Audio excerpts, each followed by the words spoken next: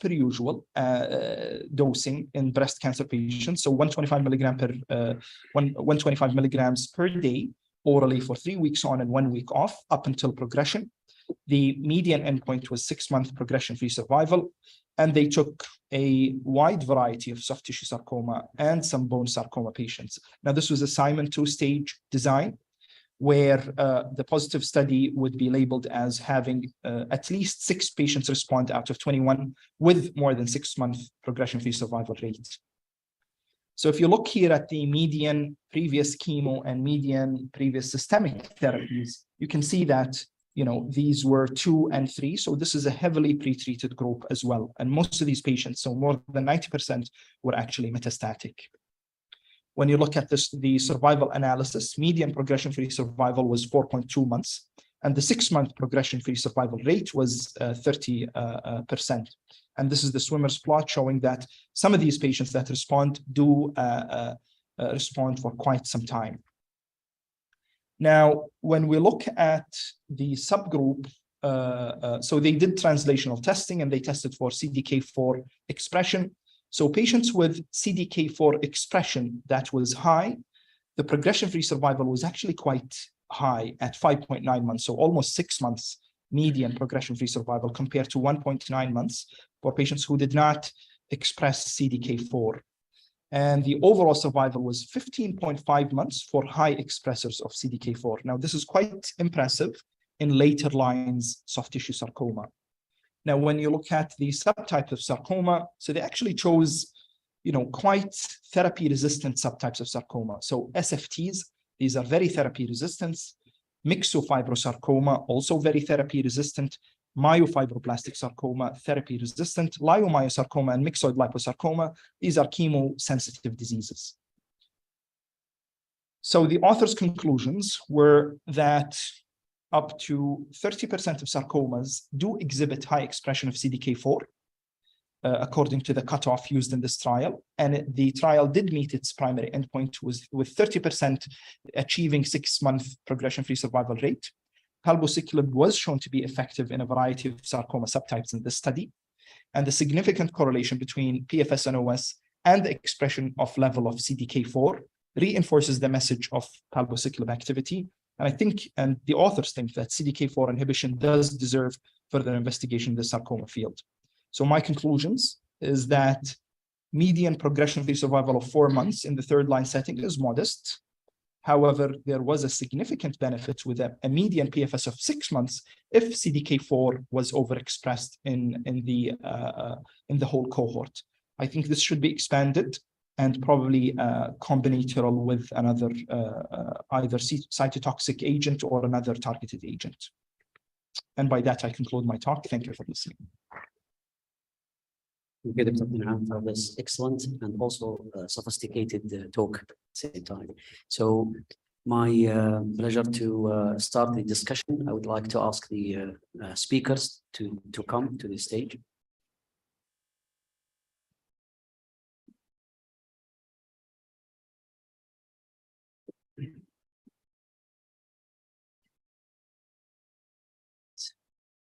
So we will start some of the questions. We will have about 15 minutes for discussion. So we'll open the room for questions. We'll start with Dr. Walid.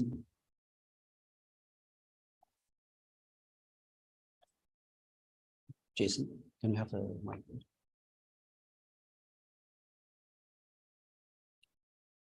Assalamu alaikum wa rahmatullah. Thank you for speaker for excellent talk. And my questions to Dr. Samah. Now, with the idea of the neoadjuvant strategy for immunotherapy with chemotherapy in lung cancer. First, for whom you think we select patients for neoadjuvant immunotherapy? And the second questions regarding the Keynote-093. You see, with PD-L1 high, we expect that is positive and becomes more responding. How to be read these figures in this regard of those patients? Sure. Thank you, Dr. Walid, for your question. So You know, which to choose, new adjuvant versus adjuvant, I think we need to have a head-to-head clinical trials to know. And I believe the picture will be more complicated when we have more data about the perioperative. So we'll have new adjuvant and adjuvant at the same time. For whom to select, actually, checkmate 816, resectable. I would prefer, as you saw in the subgroup analysis, I believe 3A and PD-L1 positive is actually, we are going to gain most of the benefit from the new adjuvant approach. Whom to give adjuvant treatment. So you saw the approval. So European, they approved it for PD-L1 more than 50. And I believe till we get actually, the data is mature. Personally, I would offer adjuvant chemotherapy in early stage, not actually 3A. And if the PD-L1 is more than 50, until I get more result and update from both trials. Keynote was confusing because it's actually, it did not concord with what we actually learned from the N-power 0 and 0. One hypothesis is because the PD-L1 positive, they will do better anyway, so they actually overperform even if they did not receive anything. If this is the case, then with more time, we'll actually see that the group who received immunotherapy will do better. I think, data is still immature. I think we need to wait for maturity of the data to understand what's happening. Thank you, Samah. If there's more questions, or we can ask Dr. Ibrahim, if you have any virtual questions or question from your side. Thank you, Dr. Turki, and thank you all speakers and the moderators. Actually, there is no questions in Q&A box, but I have one question to Dr. Ashwag. It was an excellent presentation. My question is, do you think there is a lot of patients with intermediate stage, they missed local therapy? They missed local therapy? Yeah, do you think in our population there is a lot of patients with intermediate stage, they have missed local therapy? They passed a window for local therapy for intermediate stage. I think, Ibrahim, it's the opposite. I think they're being over-treated with local therapy for the intermediate stage, because people think local therapy has less toxicity, easy for the patient, one-time go, and the patient comes after 3 months, sometimes after 6 months if they get tear. But I think we're over-treating these patients, not under-treating. But I think it's better sometimes if the patients are borderline, intermediate, to start with systemic therapy, then get the patient into local therapy. That will add a lot of different term of their progression, or even it will impact their survival. Let me have 2 questions, and then we can ask the time for Dr. Melvin. One question to Dr. Samah and one question to Dr. Ashwag. So what do you think about the patient who presented with the locally advanced borderline resectable, so not clearly resectable, where you will take them for surgery followed by adjuvant therapy, or those who are clearly unresectable, where you will take them for curative chemorad followed by Durva? So borderline, because always we see them in the clinic and tumor board. True. So if we are going to follow evidence-based, so checkmate 816 is for upfront resectable, not for borderline. If you look at the NADR2, so actually they included BB. So then you will think, then what is the definition of resectable, right? So I think if the surgeon is telling me that it's resectable, offering new adjuvant is actually the standard of care. For the borderline resectable, it's not evidence-based, but maybe it is reasonable to give new adjuvant, because maybe you will increase the chance of the patient to go into surgery, but this is not evidence-based. You would agree that Durva, the trial that you presented, the ongoing trial, the new adjuvant immuno followed by adjuvant, would be a trial that will solve? Absolutely, because then you will actually, it's like combining new adjuvant plus the best. I see. Yeah. Dr. Ashwag, the large central tumors, intermediate diseases, this new data of the lenvatinib that you presented, lenvatinib plus TACE, seems to be promising. So I agree. But the only thing is it's a trial from China, from Asia, I think. So how applicable I think we're in the middle. If you look at all the data, we'll start with Tarcima. Like we have, if we look at the suppression, we're in the middle between the West and the East. I think we're in the middle. If the patient can tolerate lenvatinib to start with, I think you should go ahead and do this. But if your patients are borderline, like the elderly, you think he's fragile, you would not even take the lenvatinib, the 8. Most of the patients that we take 4, they cannot take the 8. Yes. I think you should consider immunotherapy then, a local Treat him therapy. as a balance. Exactly. Yeah. Exactly. All right, good. Dr. Mirvat, questions? Thank you for all the speakers. It was an excellent session. So my question refers to Dr. Ashwat that we are seeing now the data regarding combination with these. In your clinic next day, you will go for the combination or just go for the individual one, which is local therapy? If the patient are intermediate stage and he's candidate for local therapy, I'll go with local therapy. Then I'll reassess the patient again. If the patient is okay, fine, then maybe we consider redo the local therapy. If the patients are not candidate or borderline, we should consider systemic therapy, then reassess for another local therapy. I think it's patient by patient because even if you look at multifocal HCC, it's not all the patients similar. They might have multifocal, but you have very small lesion in one loop and the bulk of the disease in one loop and the other loop. For these patients, would you consider systemic therapy? No, I'll go with local to them, where is the bulk of the disease, then go systemic therapy, or maybe apply both, like an RFA pace. So you can, there's a lot of tricks if you want to expand your therapy for these patients. Dr. Ahmed Al-Haybi raising hand. Yeah, okay, so I just want to comment. I agree with you totally, Dr. Ashwat. I think the late, we are very soon to go for the combination, and we can see this. It was based on the launch study that we had the resectability of the patient was 15%. So I agree with you totally. I'll switch the gear to the talk of Dr. Ahmed. You give us a beautiful talk about the rare mutations. So in the rare mutations, you presented that most of the types, we have 2 or 3 medications. For example, if I'm asking about ROS1, we have entrectinib and we have lorlatinib.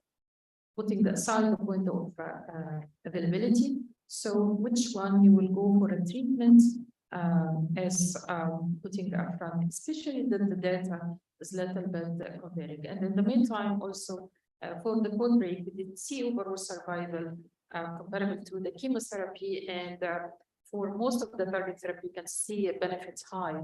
So what do you think, Dr. Ahmed? Thank you, Dr. Mirvat, for the excellent question. I think when it comes to the newer agents, especially when it comes to the ROS1 with the use of lorlatinib versus entrectinib, in the real world practice, I think it's more practical for us to have lorlatinib to be used, especially with the fast experience that we have with lorlatinib. Putting that aside, that doesn't mean if I have entrectinib, I wouldn't use it. Definitely, I would use it, especially if I'm seeing any side effects from lorlatinib. It's just I would be hesitant to use entrectinib in the subsequent line therapy if I have lorlatinib available because of the experience that I have. All the patients that I have who had ROS1 and lorlatinib, they had complete responses and then been here for almost more than 3 years. So that's when it comes to kind of which agents we choose between them. There's always a leeway that you can leave entrectinib for subsequent lines after lorlatinib. And the second part of the question is just about the chemotherapy of when to use it. The chemotherapy's role in oncogenic addiction markers is definitely they have a role, but in subsequent lines, like you're talking about 3rd or 4th line, especially if we have resistant mechanisms that we can overcome with newer medications. And believe it or not, it is fastly approaching, and we have a lot of agents in our artillery nowadays, especially in 3rd or 4th line treatment options for ROS1, let alone the other agents. So thank you, Dr. Mirvat, for the question. I have a question and such a comment to Dr. Samah. That was an excellent presentation. It was not an easy presentation at all, and I say that quite confidently because I was burnt by that same presentation a few days ago. So, a couple of things. The first thing is that I totally agree with you. Neoadjuvant treatment should be considered in patients who had high risk, locally advanced disease, especially stage 3A or B, especially if they had a borderline resectable disease, not an upfront unresectable, because we already know that down that pathway. So when it comes to neoadjuvant treatment, the first question to you is, what should you do if you have a borderline resectable EGFR positive patient, meaning exon 19 deletion or 855R? How would you proceed with that? The second question to you is basically, between the adjuvant trials, the Keynote 91 and the Empower 010, I'm still confused as of why the PD-1 highs did not gain as much of benefit more than placebo. And part of the explanation is the PD-L1 marker still is a poor marker, and I don't think it actually tells us everything about the tumor cells and how we should proceed and choose about immunotherapy. And between these questions, if you can only answer the first question, basically, because the second part was a comment. So the first question about the TKI. Sure. So for the patient with EGFR or ALK positive, they were actually excluded from the neoadjuvant immunotherapy data. It is difficult because we have an ongoing new ADORA, Ideally, I would say osimertinib is the best treatment option in the neoadjuvant setting if we think logically, but I don't know, the result of the new ADORA. We'll wait for this. But for now, I will actually use the standard of care without using an immunotherapy in neoadjuvant setting, because I will go with the concurrent chemoradiation for the EGFR or ALK positive, because again, they were excluded from the immune data, and we know that they don't actually respond well to immunotherapy. Let's take a question, Dr. Ashwag. I have a question for Kenan. He's the expert in sarcoma. Kenan, you know that we do see more giant cells than what we hear that the literature that it's a very rare tumor, but I think we have a gush of these cases. And I never saw a tenosynovial giant cell tumor. Do we treat them differently than the usual giant cell tumor? Thank you, Ashwag. Thank you for still showing interest in sarcoma. So yes, they are treated completely differently. They don't respond to the typical zoledronic acid or denosumab. They are extremely rare, and I remember since arriving, we actually had 3 cases of tenosynovial giant cell tumor. This one FDA-approved drug with a impressive data called pixidartinib, but it inhibits CSF1, which is involved in the pathogenesis of tenosynovial giant cell tumor. However, this new molecule can be injected intra-articularly. But to be honest, most of these cases would stay with the orthopedic surgeons if they are resectable. But if they're not resectable, we should probably start to get those cases then and consider either pixidartinib or intra-articular injection of the CSF1 monoclonal antibody. That's good. For the sake of the time, we'll take the last question. And if there's no more questions, I will ask a question to the lung people who treat Ahmed Al-Haybi and also Samah. So for the RIT inhibitors, for the MIT14 skipping mutation drugs, capmatinib, silvercatinib, they always seems to be safe medications, but they always have a peripheral edema, lower limb edema. So, which is these medications will control disease for a long time. So this will be a very chronic side effect. Patient will have problems all the time. Any experience with managing such side effect, Samah? Sure. So for RIT, I don't have any patient. I have a patient on tibotinib. Peripheral edema is really bad. I had to actually stop the medication multiple times. I have to adjust. It was really difficult. So it's not easy, especially that you see actually the patient is responding, but the toxicity is really, really Affecting bad. their quality. I don't know about Ahmed if he has an experience on it. Ahmed? No, so unfortunately, I don't have any patients so far on none of these agents, but I definitely heard that the tibotinib and the other agents do have a lot of peripheral edema, but I'm not sure if it's as high as the interactinib, where weight gain can be a massive thing. So no, I'm not quite sure. Great. If there is no more questions, then we can conclude the first session by thanking all the speakers and all the moderators, and we'll go to group photo and break of 10 minutes. Thank you.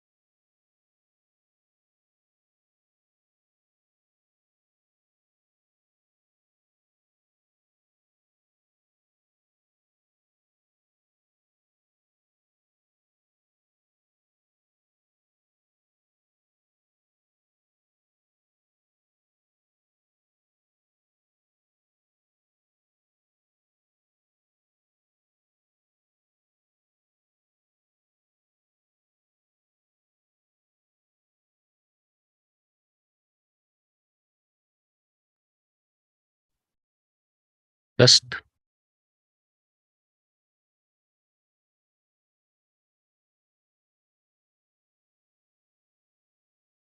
Test. Testing. Testing 1. Testing 2. Testing 3.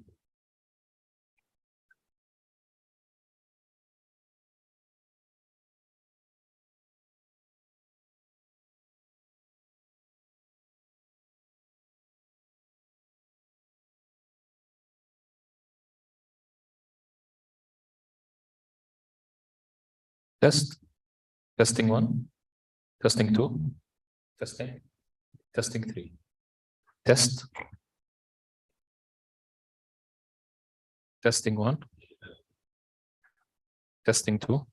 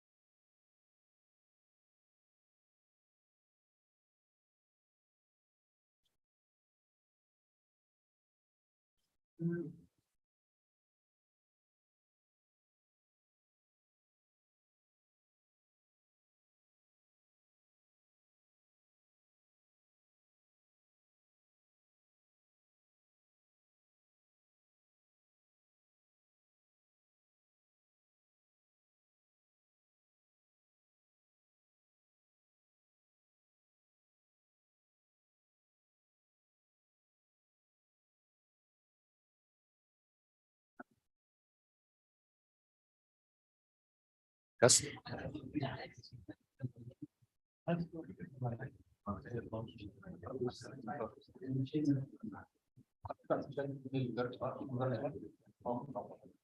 هلا دكتور احمد يعني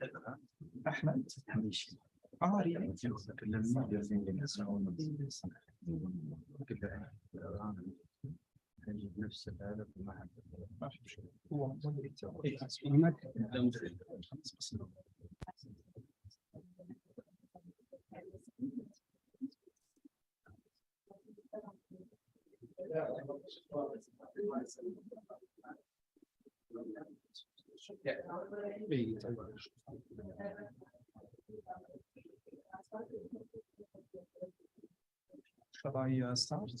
1 second. 1 second.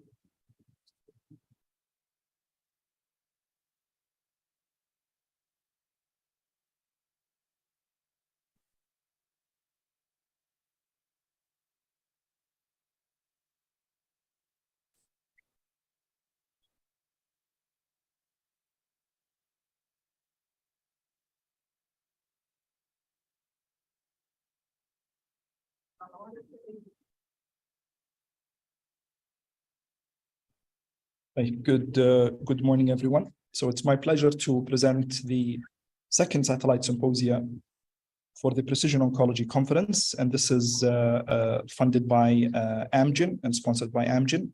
And it's my pleasure to present Dr. Turki Al-Faya, who's an expert GI and thoracic oncologist who practices his oncology at the Ministry of National Guard for Health Affairs in Riyadh. And he will talk to us about targeting KRAS mutation in metastatic non-small cell lung cancer. Go ahead, Dr. Turki.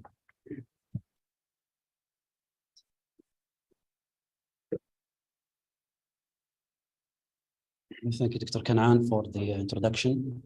And my pleasure to present the updates about the KRAS mutation targeted therapy in metastatic non-small cell lung cancer. This is a lecture sponsored by Amgen. So this is my disclosure slide. So just to remind all of us that lung cancer is a aggressive type of tumor that is causing large number of deaths. And if you look at the death from lung cancer, it is likely to be more than the cancer of a colon, death from colon cancer, breast cancer, and prostate cancer.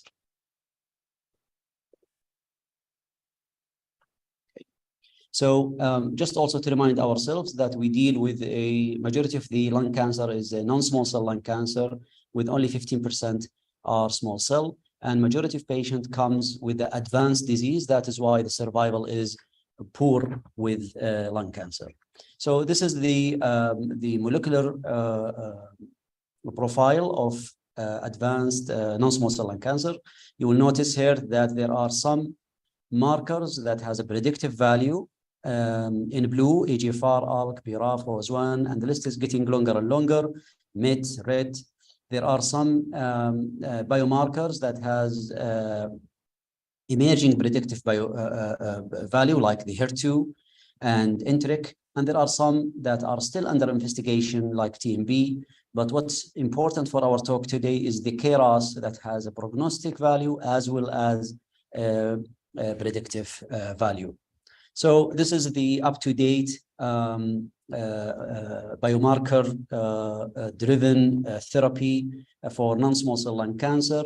This is the group that has a first-line indication, and this is the group that has second-line indication. So in real life, you have to put your patient on these targeted therapies as soon as you see one of these markers positive. And for the second line, the only three targeted therapies are amivantamab or mobocertinib for exon 20 mutation, or the sotorasib for KRAS G12C, or HER2 mutation for trastuzumab deruxtecan for HER2 mutation. So let's talk about the KRAS mutation. It is about 30% of non-small cell lung cancer, and usually associated with smoking. It's more frequent to have a KRAS mutation compared to NRAS and HRAS. It is more common in non-sequem compared to sequem.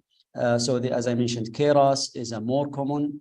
And from the KRAS mutation, the KRAS G12C is account for 15, and in some reports up to 50%, they have a KRAS G12 mutation. The mutation with other or co-mutations with other actionable driver mutations is very uncommon. So if you look here, you will notice that the patient with EGFR mutation, the co-mutation with KRAS G12C is only 1.2%, and it's almost nothing with ALK rearrangement or ROS1 or BRAF. And one of the things that we need to know about the KRAS G12 mutation, that it is a truncal mutation, means that it cannot change with disease progression. So likely patient, if they are KRAS G12C mutation, they will not have a change or lose their mutation upon progression. One of the things that we need also to know about is that, yes, this mutation is more in white population, more in non-sequem, more in smokers, but still can be seen in many other type of tumors. So any patient with advanced disease can have KRAS G12C mutation.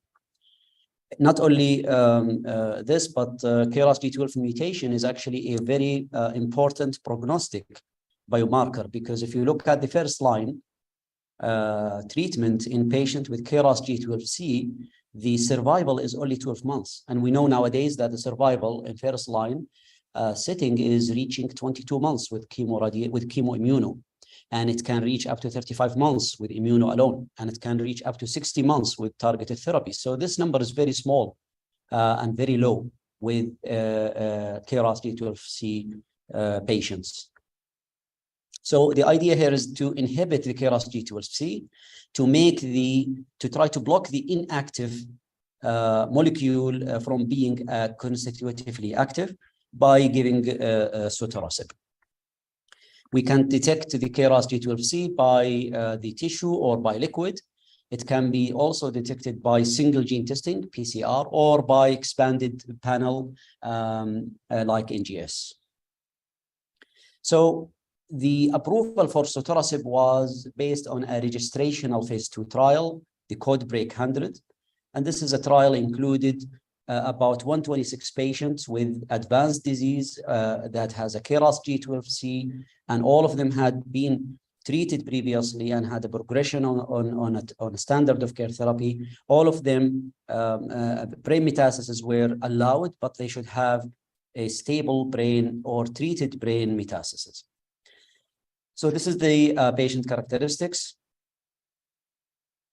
You'll notice here that this group of patients, they are heavily pretreated. About 22% of the cohort had a third-line therapy, and almost 80% or more than 80% had a platinum-based therapy and PD-L1 inhibitors.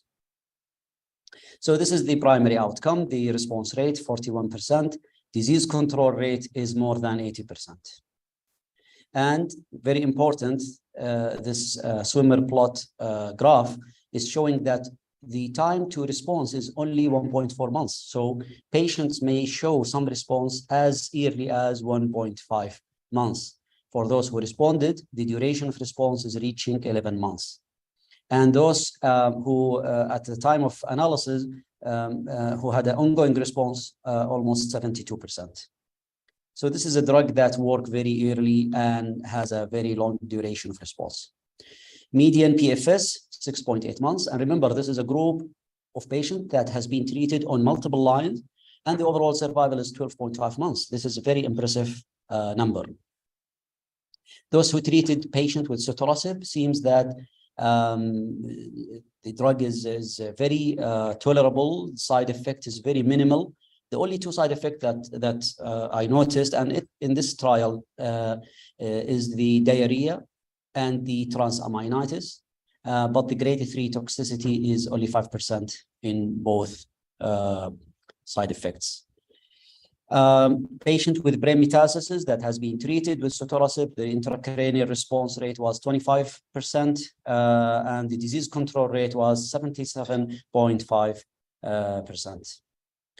Now, the STK11 and KEAP1 mutations, they are genes that are associated with resistance to immunotherapy and resistance to chemotherapy. And these genes, always when we see it, we know that patients will have a shorter survival.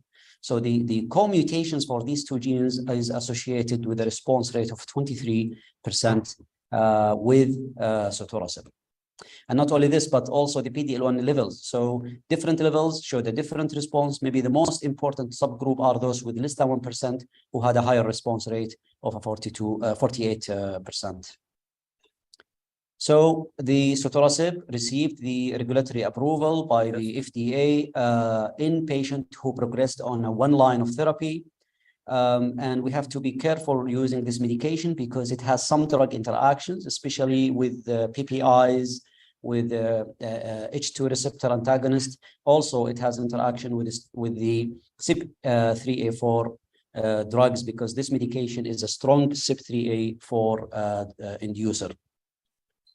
So careful when you use the steroid with this medication, it may actually cause some more destruction of the drug and more quicker metabolism, and the efficacy will be less. Now, finally, the CodeBreak 200. This is an important phase 3 trial that has been also discussed by my colleague, Dr. Ahmed Al-Haybi, in his presentation. And this is a trial trying to assess sotorasib in a phase 3 trial in patients with KRAS G12C mutation who progressed after chemotherapy or immunotherapy. So patients are randomized to sotorasib every 21 days or docetaxel after failure of standard of care therapy. The primary endpoint was PFS. This is the primary endpoint. You can see here that there is early separation of the curve with continuous separation. And at 12 months, there is more than doubling in the PFS from 10.1 months up to 25% at 12 months. And the benefit was seen across all the subgroups. And this is the tumor response. So you can see here with the sotorasib, there is about 80% shrinkage in the tumor compared to 60% with docetaxel. And not only this, but also the duration of response is much longer with sotorasib compared to docetaxel. So with the sotorasib, the duration of response was 8.6 months. For docetaxel, it was only 6.8 months. Overall survival, unfortunately, no positivity, and likely this is most likely related to the crossover effect because in the docetaxel arm, there was about 35% of patients underwent subsequent KRAS inhibitor, and this could likely be the reason for muffling the survival benefits.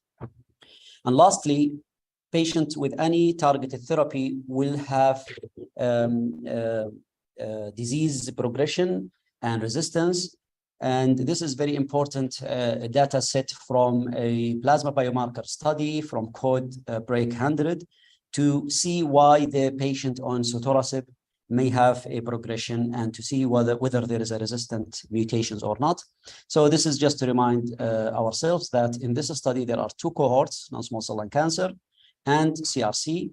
Response rate with sotorasib in colon cancer was 41%, median overall survival 12.5 months, and with the colorectal cancer response rate is much lower, only 12%, and median survival is 13.4 months.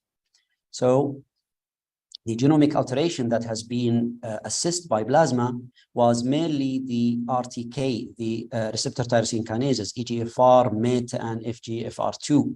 These are the most common reasons for disease progression, and it was seen in 25% of the population. Now, for the cohort of colon cancer, the reason for progression on sotorasib was again RTK genes, but more spectrum: EGFR, HER2, FGF1, and FGF2, and MET, and many others, and also ROS1. So there is ongoing evidence, a trial of trying to combine sotorasib with other targeted therapies or other systemic therapies. For example, EGFR inhibitors or HER2 inhibitors plus sotorasib, MEK inhibitors, mTOR inhibitors, trying to overcome the possible resistance.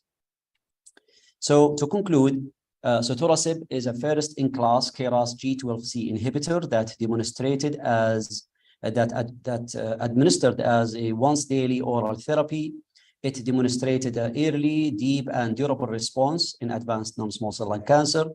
Sotorasib is well tolerated with low incidence of grade 3 and 4 toxicities. The tumor response to sotorasib was observed across all range of biomarker subgroups, including patients who have a negative or low PD-L1 expression, including also patients with mutant STK11 and KEAP1. And there is no single resistant mutation. Actually, there is more than one acquired resistant mutation in non-small cell lung cancer and also in colorectal cancer. And the confirmatory phase 3 trial of CodeBreak 200 trial showed a benefit over the standard second-line therapy in non-small cell lung cancer. Thank you. Thank you very much, Dr. Turki. Thank you very much, Dr. Turki, for an excellent comprehensive review. Now, yeah, it's not really a question, but it's an announcement. Actually, my second patient with sotorasib and colorectal cancer cohort actually responded this week. I met him and I showed him the scan, and luckily he responded. So he was given sotorasib, I think, in 3rd or 4th line, which is quite impressive, to be honest. Yep. I think you showed us, some data about mechanisms of resistance. So does that mean that we need to be testing those patients and performing genomic analysis at progression to see if there's something targetable after progression, or how should we think about post-progression on sotorasib? Excellent question. We need to remember that this is the largest data set to assess resistance for sotorasib. So we do not have any other data except this. But the only thing here is that we do not have a major genomic alteration that causes resistance. It's actually a quite range of RTK gene alterations. But I believe if patients after progression on sotorasib that has no other options of therapy, then I believe we need to test them to really look for any actionable mutation that can be targeted, because majority of the target mutations here are EGFR, HER2, something we have drugs for them. So yeah, I think this is a better way to go for this. Excellent, thank you. Does anyone have any questions? Dr. Walid?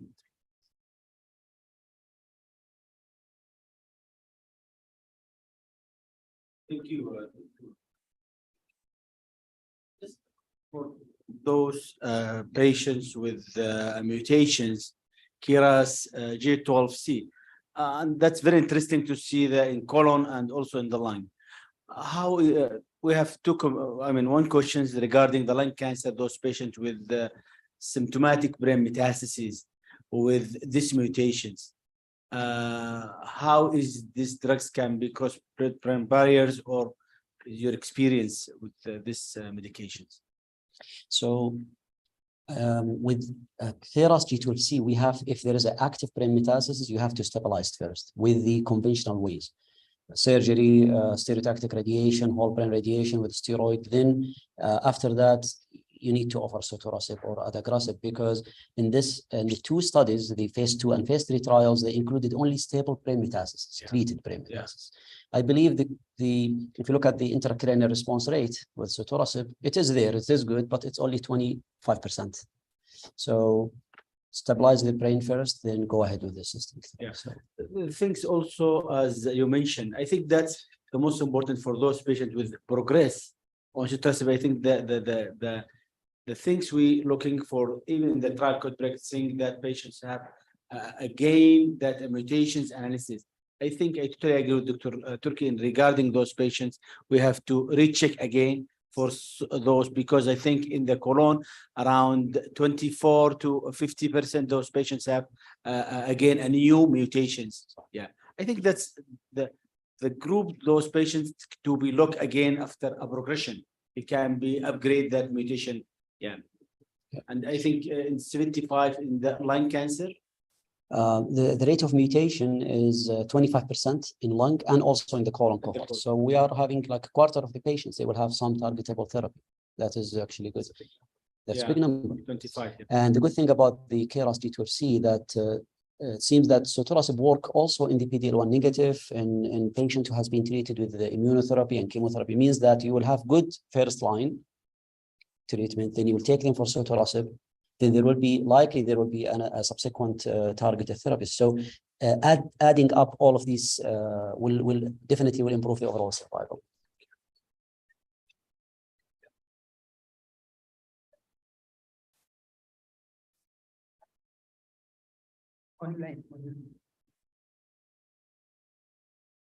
Okay. So this is just an anecdotal experience. So, so I'm a clinical scientist at Foundation Medicine. So, I attend molecular tumor boards. I curate, foundation reports.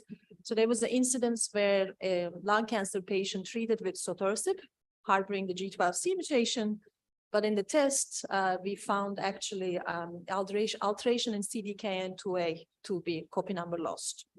And there are really nice summary, the review papers actually suggesting, like schematic that you show, the cell cycle dysregulation is one of the mechanisms that the tumor escape. So I presented that data, and the patient was actually put on a palbociclib plus sotorasib, and patient responded and still alive today. So this is just to reiterate, what you suggested, that when the patient progresses, there's certainly role of comprehensive genomic profiling. And the other point that I want to make regarding immunotherapy, we discussed with Dr. Al-Shamari yesterday. When we look at the different type of KRAS mutations, interestingly, the KRAS G12C isotope, or the subtype, is the most responsive one to immunotherapy as compared to others. So there are evidence suggesting that the tumors expressing G12C secrete certain neoantigens that attracts CD8 positive T cells. So there's certainly a merit to think about immunotherapy for tumors with this G12C mutation. Yeah. Excellent results. Thank you.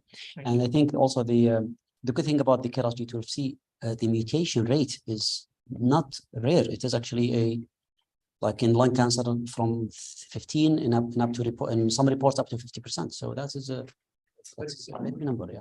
You want to say historically, KRAS is an on-top alteration. Nowadays, apart from G12C, there's G12E, there's G12E, and it's all developing. So hopefully we can see this affect our non-small cell lung cancer patients, and hopefully our colorectal cancer patients as well. Yep. Thank you very much. Thank you, Mohammed.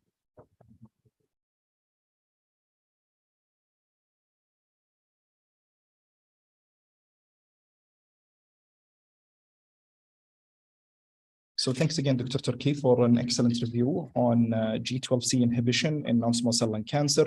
It's my pleasure now to announce the start of session 4, which is going to be the breast and GI oncology part. And it's also my pleasure to present Dr. Walid Asloui, who's going to be moderating this case.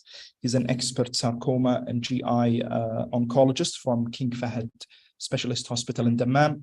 And I also would like to introduce Dr. Walid Al-Gharib, who's also an expert GI and thoracic oncologist at King Fahd Medical City, Riyadh. Please go ahead.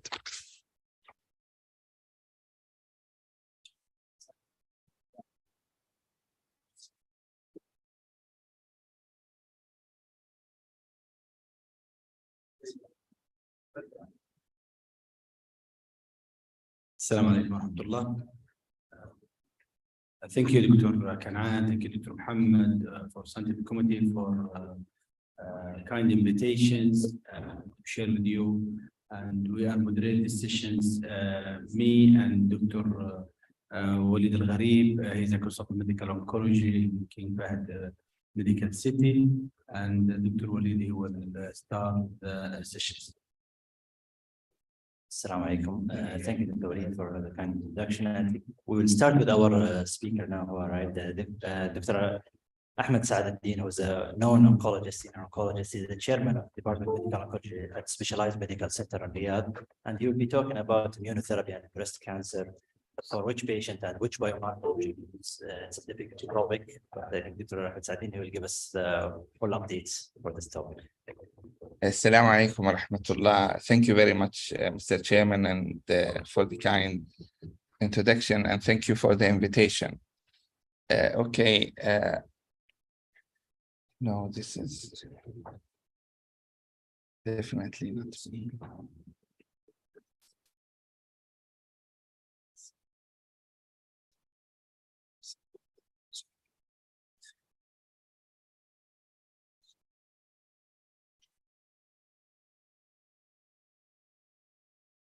So over the next 15 minutes, I'd like to sail quickly through things which I think most of us know already. And there's a lot of, call it uncertainty about this question. Where does immunotherapy fit when it comes to breast cancer? So these are the, I try to be practical in the presentation. So I said, breast cancer subtypes, where does immunotherapy fits in any of them?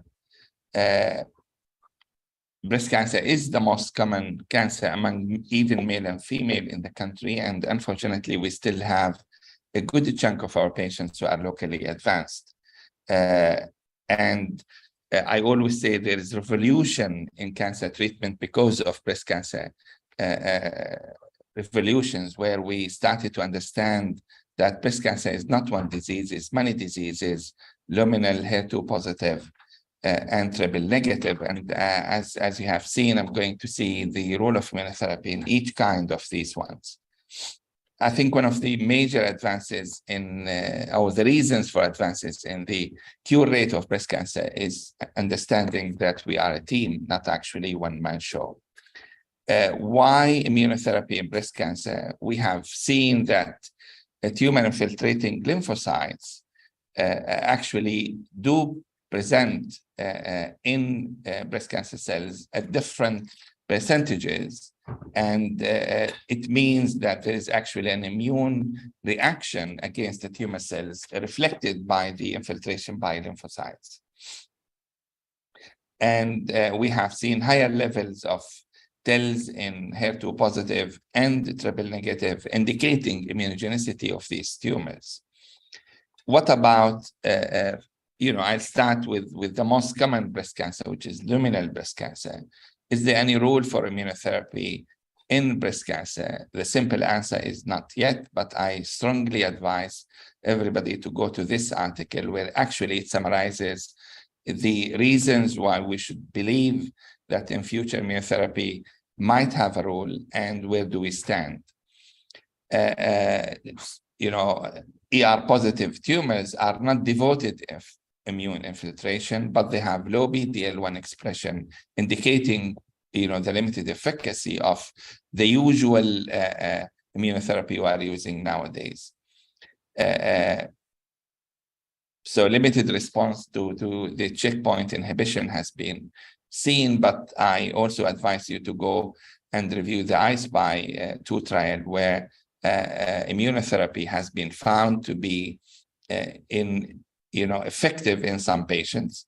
And I think the PARP and CD46 inhibition data from this trial are interesting to review. Many trials are ongoing at this time to really check which patient might benefit from immunotherapy in this cohort of disease. I think there's a lot still for us to learn about the importance of immunotherapy in this group of patients. In the clinic, we don't use it yet. What about HER2 positive disease? Again, I very strongly advise to review this article, a recent article, reviewing the immunotherapy strategies in HER2 positive breast cancer. As I've mentioned, HER2 positive breast cancer is immunogenic, and HER2 positive has large amount of T-cell infiltration. Trastuzumab itself has an immune mechanism of action, and TILs are prognostic in this cohort of patients. As we know, despite a very good advancement in the treatment available for HER2 positive cancer, many patients do not respond and do progress on therapy. And there are several immunotherapies have been approved for solid tumors, but their utility in HER2 positive breast cancer is still very limited. There is a lot of promising approaches for the treatment of HER2 positive breast cancer, including HER2 vaccines. I'm not going to really dwell very much on this, but it's a very expensive way of looking at things, but scientifically it's very interesting. Again, the list of clinical trials trying to identify which patient and what the sequence of treatment has to be given still too many. Most of them are phase 1 and 2, and again, a lot of things needs to be learned. In the clinic, I actually keep it for the maybe third or fourth line of therapy if TILs are proven, or if PD-L1 is more than 10%. What about triple negative breast cancer? The cohort of patients where we actually are very much interested in using immunotherapy in them. Again, to cut it really short, we are interested in the neoadjuvant setting, adjuvant setting, and metastatic setting. And I didn't want to present all the clinical data for each study, but this is a very good summary of each one. In the neoadjuvant setting, the IMpassion031, where atezo have been used with nab-paclitaxel, as you know, and with continuing while using dose-dense AC, and the primary endpoint was PCR. A very interesting study. The Keynote 522, again, Pembro, instead of atezo in 031, weekly paclitaxel plus carboplatin, and then Pembro plus AC, the 3 weekly, the dose dense.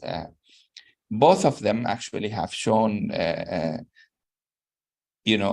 higher rate of PCR in the use of immunotherapy, but the overall survival and disease-free survival was not yet have reached statistical significance. There is other studies which I think of less importance, but the message is the same. The interesting one is the atezo plus carboplatin, then nab-paclitaxel, then surgery, then adjuvant AC, EC, or FEC, and the event-free survival was the primary endpoint. I think this is interesting. If it proves to be positive, that might actually push us to use it in routine practice. In the adjuvant setting, part of the IMpassion030 was adjuvant setting, and as you will know that invasive disease-free survival was the primary endpoint, and it was positive. The SWAG, adjuvant triple negative with residual disease, where Pembro have been used as maintenance therapy every 3 weeks for a year. Again, it was positive in the ID, invasive disease-free survival in PD-L1 positive subgroup. Very interesting study. In the advanced triple negative patients, many studies, part of the 130 IMpassion was advanced setting, and as you know, it was a positive trial in PD-L1 positive patients in PFS and overall survival. It have categorically used atezo plus nab-paclitaxel. The IMpassion 132 again have used different chemotherapy with atezo, and the overall survival was the primary endpoint. Very interesting study to see the final outcome of it. The 355, it used Pembro with nab-pacli, pacli, and gemcitabine carboplatin. Very interesting study to see whether we are forced to use nab-paclitaxel in this cohort of patients. I think it have shown that, with pembrolizumab, you can use many choices of chemotherapy, which we maybe can discuss later on. Briefly, this is the 522, the neoadjuvant setting. As I've mentioned, carbo-pacli, doxo, epoprosten plus, or epoprosten plus cyclo, Pembro on 3 weekly basis, compared to no Pembro. And this is the PCR rate. As you can see, 64.8% if you use Pembro versus 51% with 14% difference. By PD-L1 status, as you can see, the difference Strangely, it was even more in BDL1 negative. Very interesting data if you believe immunotherapy has a biomarker. And that is the event-free survival, interesting curve. 6% improvement with the use of Pembro, with the hazard ratio of 0.63 and statistical significance. The 031, again, Atezo this time plus Nab-Paclitaxel compared to the same chemotherapy without immunotherapy. As you can see, continue with doxycycline and the same without immunotherapy, then surgery, then maintenance atezo for 11 doses compared to observation. Primary endpoint was PCR. Very interesting data. This is a comparing between the two groups showing equivalence. And this is the PCR results. 16.5% this time difference in PCR between using atezo versus non-use of atezolizumab. By BDL1 status, BDL1 negative and BDL1 positive both actually have shown difference. So the BDL1 positivity and negativity in the neoadjuvant setting was not actually important. Very important observation on these studies. This is the one in the stage 2 and 3, and more than half of them were actually node positive, very large number of patients. Atezo plus paclitaxel and AC, the usual chemotherapy compared to without. This is the adjuvant setting. And this is the study for residual disease, which we have mentioned. So, you know, we still have a lot of actually questions. What shall we do in the adjuvant setting for early triple-negative breast cancer?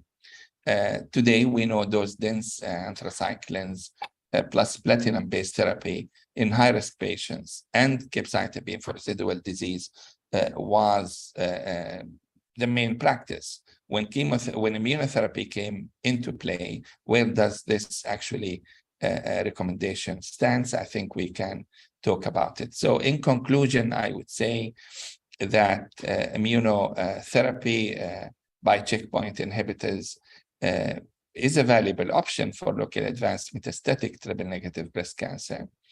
In the with BDL1 positive disease in the neoadjuvant setting, I think BDL1 positivity did not make a big difference. Now we need, I think, more confirmatory data to start using it routinely in the neoadjuvant setting. And I think the issue of biomarker is still a main issue to really talk about it. TILs are important things. BRCA is actually coming into review and studies as well, but we are still waiting for data. Thank you very much. Sorry, I tried my best to be very brief, but I think the topic is full of arguments and disagreements, and the platform is open for a lot of discussion. Thank you, Prof. Thank you, Dr. Ahmed. Excellent talk. We will keep the question at the end of this session. The second speaker is Dr. Assam Murshid. Yeah, Dr. Assam Murshid, he is the consultant medical oncology, he is senior consultant. He is the director of the oncology center at Prince Sultan Military City. He will talk about the immunotherapy, target therapy in breast cancer. Dr. Assam. Okay, thank you. Thank you very much, Dr. Slewy and Dr. Gharib. Thanks for the invitation. May I share my screen if you stop sharing yours from your end? Yes, you can. Yes. Okay. Yes. All right.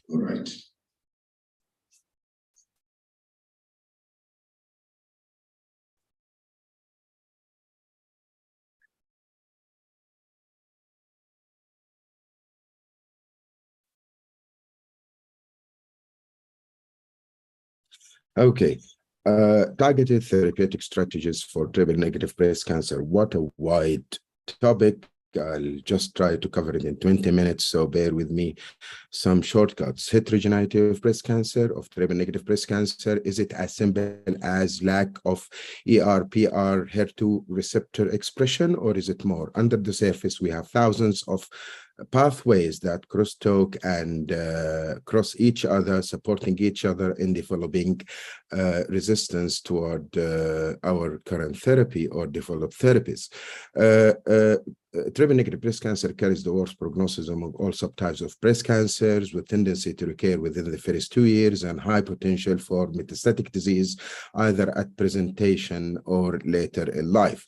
The identified targeted strategies for triple negative breast cancer included the PARP inhibitors or inhibition of PARP poly ADP ribose polymerase, the inhibition of the immune checkpoints, the application of the antibody drug conjugates, and there are other potential and promising targeted therapeutic strategies like inhibition of the EGFR, the PI3K AKT mTOR inhibition, the inhibition of angiogenesis, the inhibition of the epigenetic modification or modifiers, the inhibition of cell cycle, and the inhibition of the androgen receptors.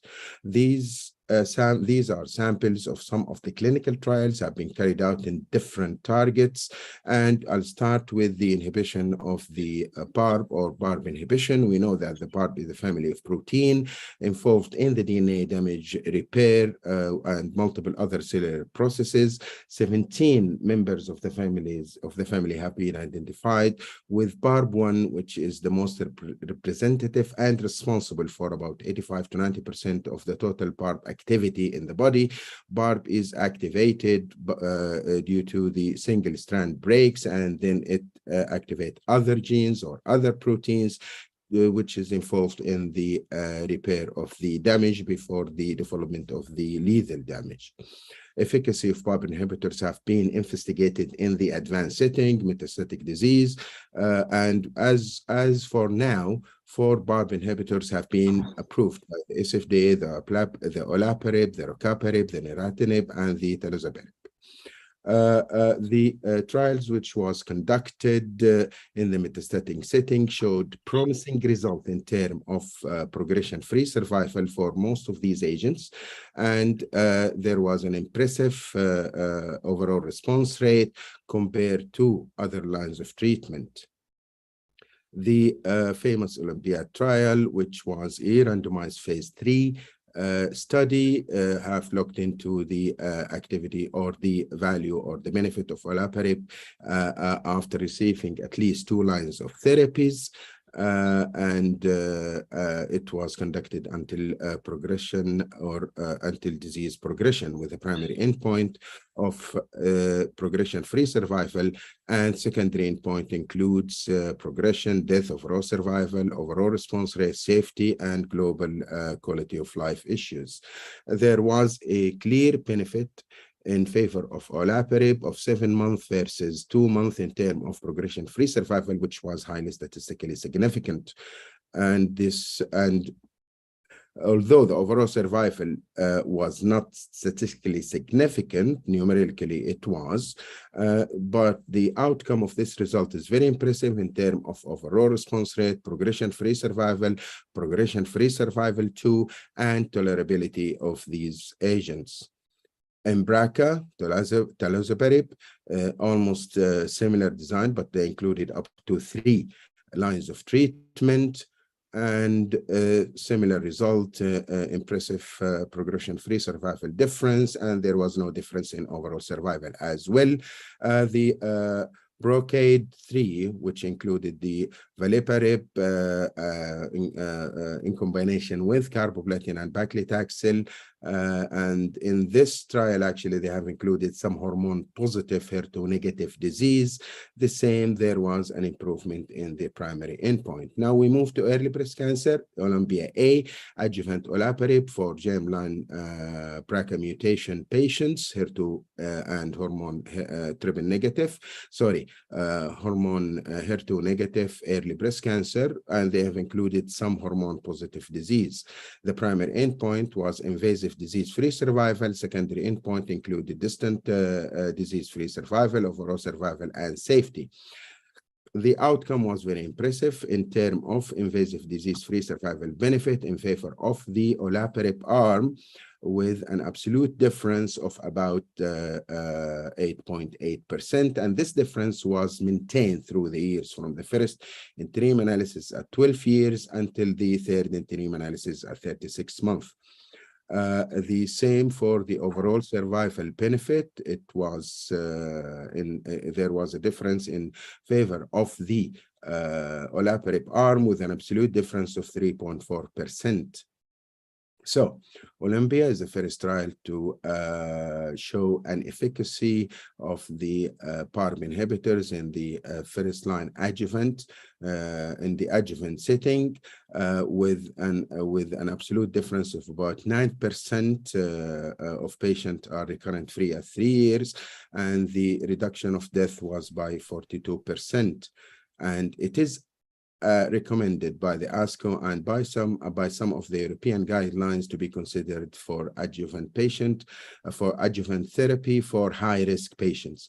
There are some trials that have been carried out in the neoadjuvant setting with impressive complete pathological response, but still it's not a treatment of choice yet. So germline mutation sequencing is important biomarker in early breast cancer and advanced triple negative breast cancers. PARP play a major role in the treatment of germline mutated HER2 negative breast cancer patients. It improved both progression-free survival, overall response rate in metastatic setting, and it improved the invasive disease-free survival and overall survival in the adjuvant setting, and the neoadjuvant is still under investigation. I will skip this part about the immunotherapy because it was already presented by Dr. Ahmed Saaddin, with just some notes that the only approved agent in the metastatic setting is the pembrolizumab. Based on its outcome, the IMpassion, we know there are a lot of question marks about it, and it was withdrawn from the practice. Early breast cancer, these are the trials in the neoadjuvant setting with impressive complete pathological response and with impressive event-free survival for the KEYNOTE-522, and the other trials have failed to show benefit in terms of event-free survival, including the new TRIP.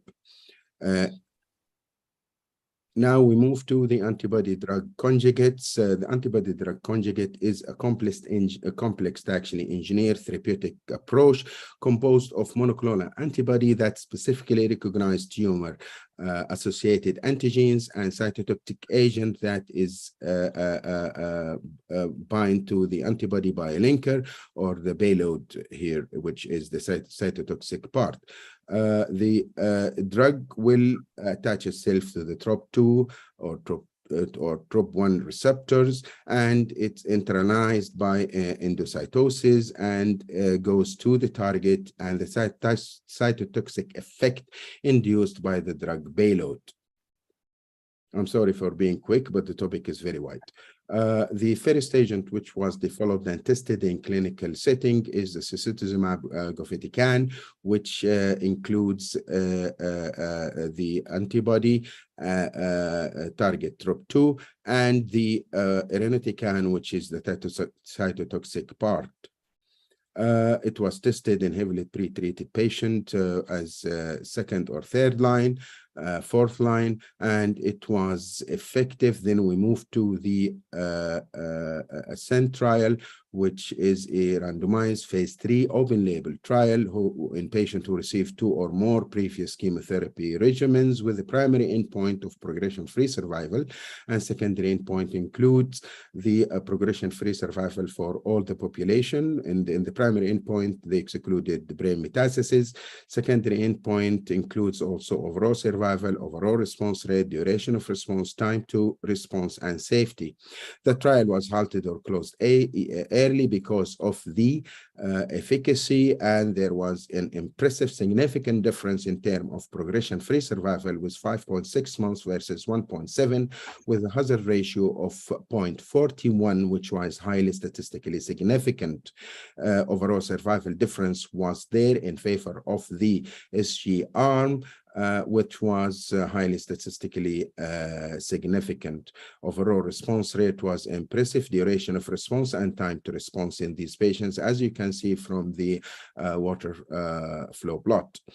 There are other agents being tested in phase 1, some in phase 2, like the letrozumab, vedotin, and others in heavily pre-treated patients, and still they are not in clinical practice. Now we move to the HER2-low or to the other drug conjugate, which is the trastuzumab deruxtecan. It's of a similar design. The antibody is sequence is similar to trastuzumab, and the deruxtecan is the cytotoxic part. It was tested in phase 1 and in phase 1 trials, and it was effective. Then we moved to the phase 3 trial, the Destiny Breast 06, and the primary endpoint of that trial was progression-free survival, secondary endpoint overall response rate, progression-free survival, etc. The drug was, there was a primary analysis of this trial, and it showed effect, but it's not yet recommended in the treatment of these patients. Another agents, which under phase 1 and phase 2 trials, like the trastuzumab, docarbazine, and others are being tested in this effect. Okay. The others, the fourth or the fourth strategy will it included the inhibition of the signaling pathways like the EGFR inhibition, BI3K, AKT, and TOR inhibition. We know that this is the epidermal growth factor is from the family of the HER2 family. The target will attach itself to the extracellular domain, and the intracellular domain there will be phosphorylation and the up regulation of the downstream targets like the RAS, the RAF, the AK, the MEK, and etc.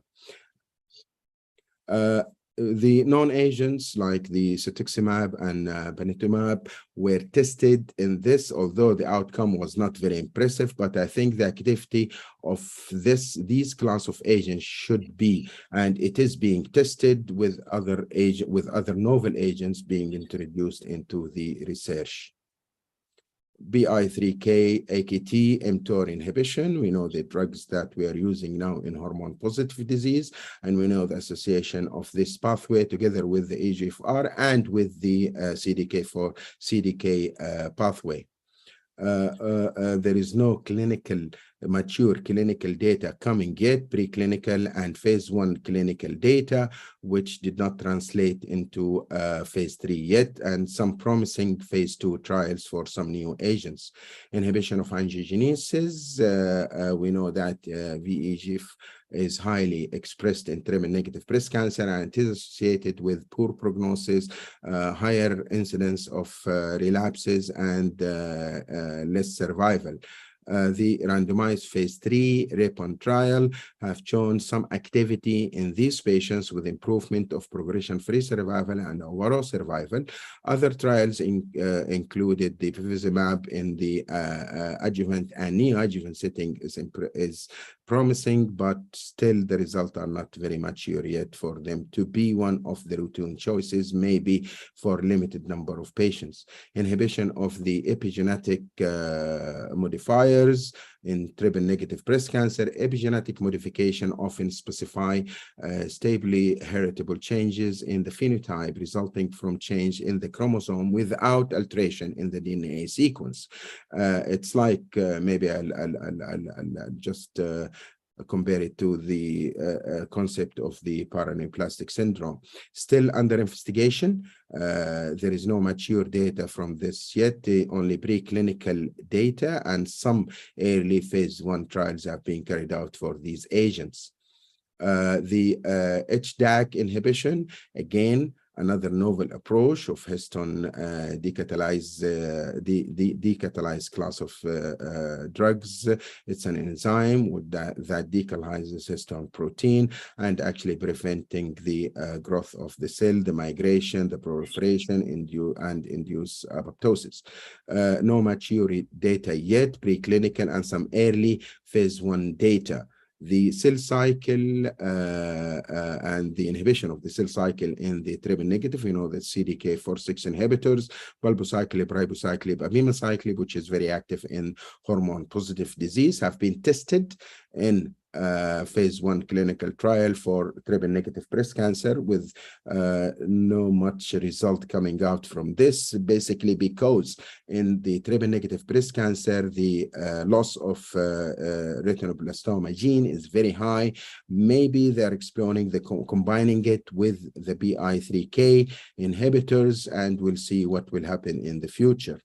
The last target is the androgen receptor signaling pathway. We know that the androgen receptor is expressed in breast cancer, which has been long noted, and it is the most common nuclear hormone receptor. It blocks the conversion, and we know that the AIs, the aromatase inhibitors, blocks the conversion of the androgen to estradiol and increases the systemic androgen concentration. Maybe this is one explanation of the failure of the AIs in some patients. Increase the androgen stimulated growth of human breast cancer, and it is very well expressed in triple negative breast cancers as well.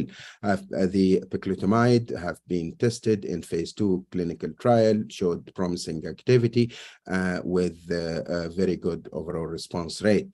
Enzalutamide have been tested as well in phase 1 and phase 2 clinical trial, and it showed promising result. The same goes for abiraterone acetate. It was tested in phase 1 and phase 2 with promising result. Other novel agents targeting the androgen receptor is being explored in the way. So to end, triple negative is a complex disease with very poor prognosis, and we have rare effective targets against this disease. And now we have new agents coming out. The role of PARP inhibitors is very well established in metastatic and adjuvant setting for high-risk patients. And we have great hope on combining it with other approaches. We know that the immunotherapy is very effective in metastatic and in early setting neoadjuvant. We are waiting for the adjuvant result, targeting the VEGF and the VEGFR, as well as the EGFR, is another successful strategy if we identify the right agents. Interaction between CDK4/6 inhibitors or the CDK and the PI3K is another promising strategy, and the combining therapies and strategies might be the way in the future. Thank you very much for your attendance. Thank you. Thank you, Dr. Morshid, for the excellent presentation and the summary of targeted therapy in breast cancer. So I think we can now move to our next presentation, which will be about precision oncology in biliary tract cancer, and it will be presented by Dr. Faqih. Dr. Faqih is a medical oncologist and the department chairman of adult medical oncology at Fahd Medical City in Riyadh. And we'll hear the talk about precision oncology cancer.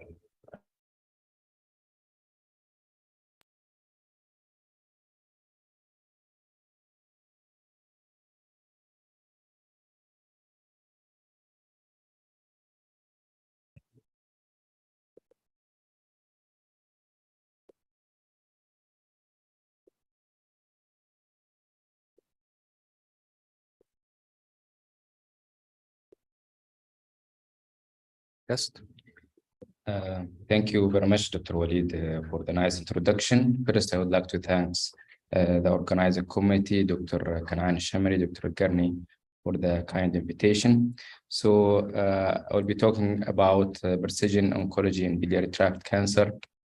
These are the outlines of my topic, introduction, current standard of treatment, then briefly will describe the precision medicine and biliary tract cancer, and then we'll talk more details about molecular targeted therapy, then conclusion. So this is the introduction.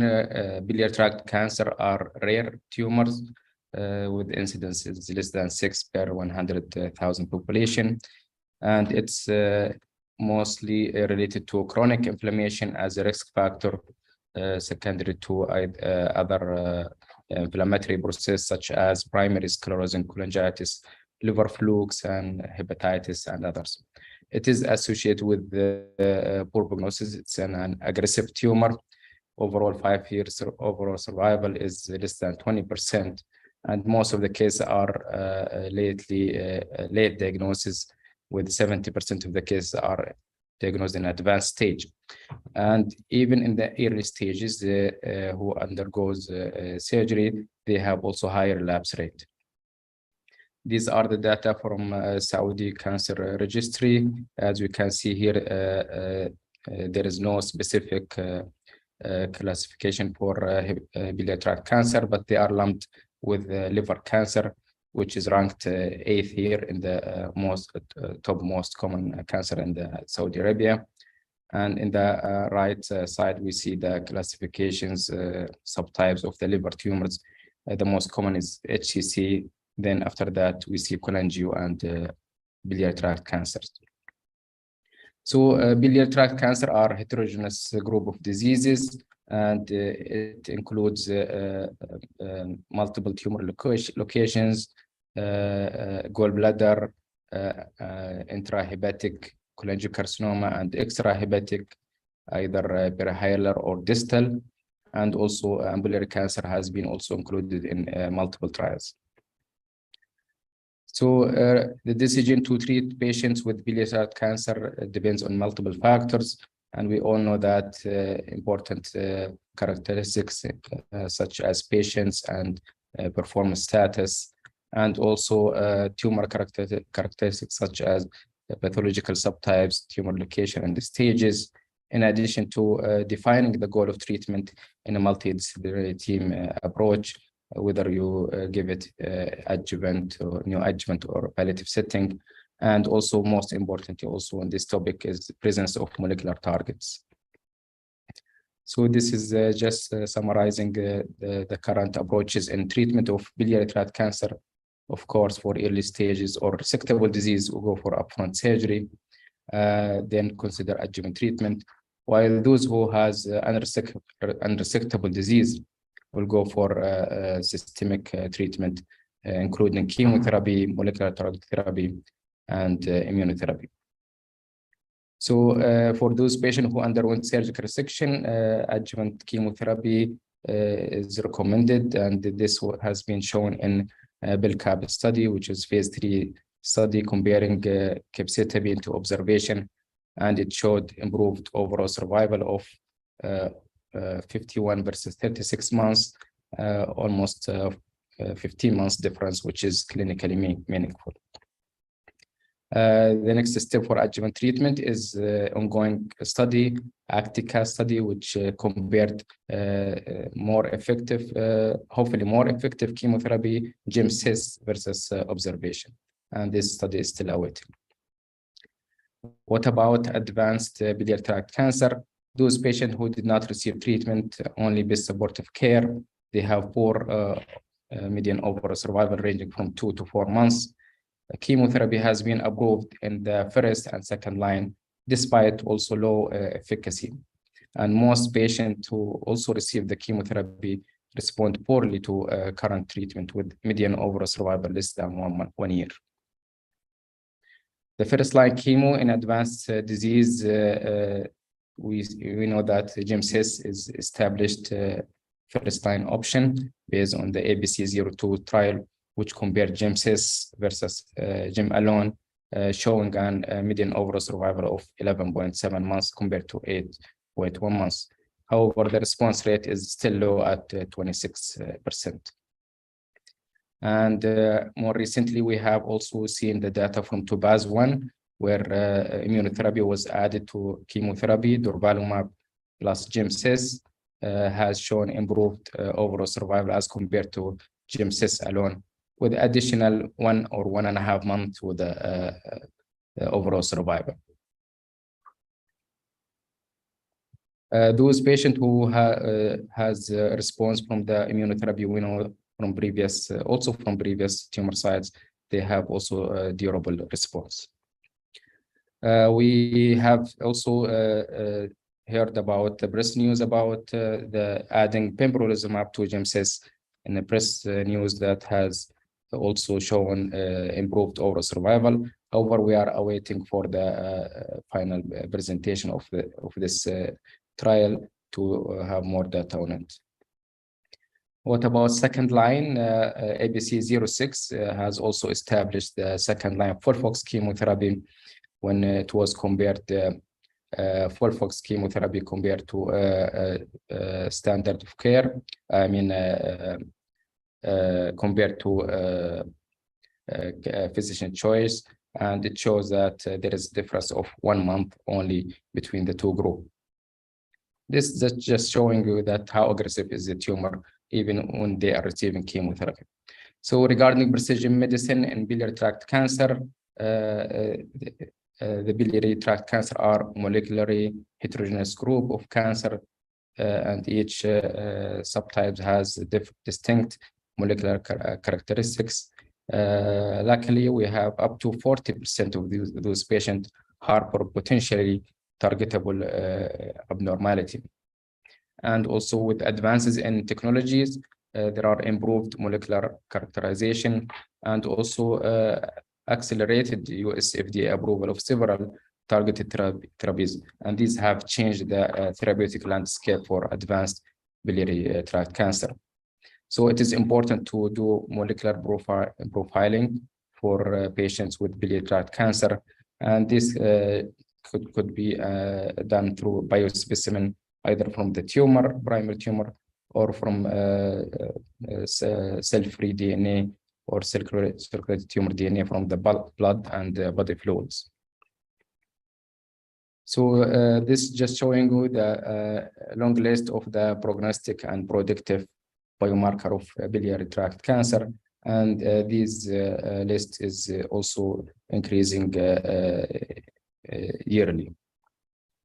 So the frequency of mutations also depends on the anatomical locations, where intrahepatic cholangiocarcinoma has a higher percentage of FGFR fusions and mutations, IDH mutation as well. Extrahepatic, they have more of KRAS and HER2 amplifications, and gallbladder have also a higher rate of HER2 amplification and BRAF mutation. Why precision medicine is important in biliary tract cancer, and because it does improve the outcomes as compared to non-oriented or non-targeted treatment for biliary tract cancer, as has been shown in this prospective cohort of the patient with biliary tract cancer. They screened about 1,035 patients in all tumor sites and ended up with 23 patients with biliary tract cancer. 18 of them has received the treatment, showing improved overall survival as compared to the non-targeted treatment group. So these are the most important mutations or alterations in biliary tract cancer. I will be talking more about PTC specific FGFR2 fusion rearrangement, IDH mutation, HER2, BRAF V600, and also talk about tumor agnostic approach, including MSI and NTRK fusion. Starting with FGFR targeting, it's present approximately in 10 to 15% of intrahepatic cholangiocarcinoma. Important notice here that not all FGFR mutations are sensitive to targeted therapy. most of the sensitivity is coming from the FGFR2 fusions.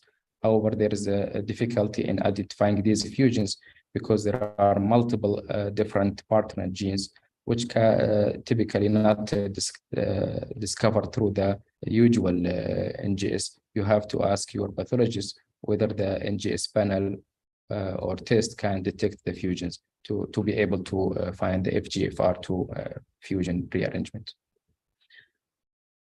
So there are multiple FGFR inhibitors available with different affinity to the receptor, and many of them has shown efficacy with improved response rate in phase 2 studies after progression of chemotherapy. And these are the approved medications, 3 medications: pemigatinib, infigratinib, futibatinib, and their response rate ranging from 23% up to 40%, with also overall survival ranging from 12% and infigratinib to pemigatinib in 21 months. So a brief talk about the pemigatinib in FIGHT 202, which include the patient with advanced unresectable cholangiocarcinoma with at least one prior therapy. They include all patients with FGFR fusions, either 1, 2, or 3. 3 cohorts. The first cohort FGFR2 fusions, the other with FGFR alteration, or those patients with no FGFR alterations, with the primary endpoint of overall response rate.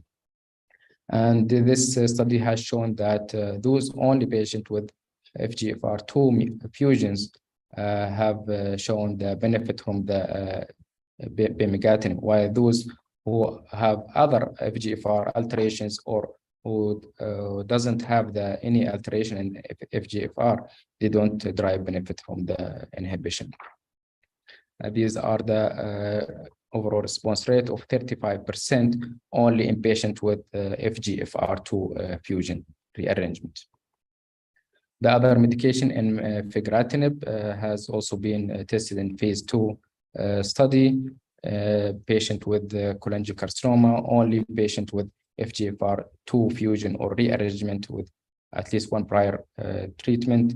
108 patients received the medications until disease progression or toxicity, with the primary endpoint of objective response rate.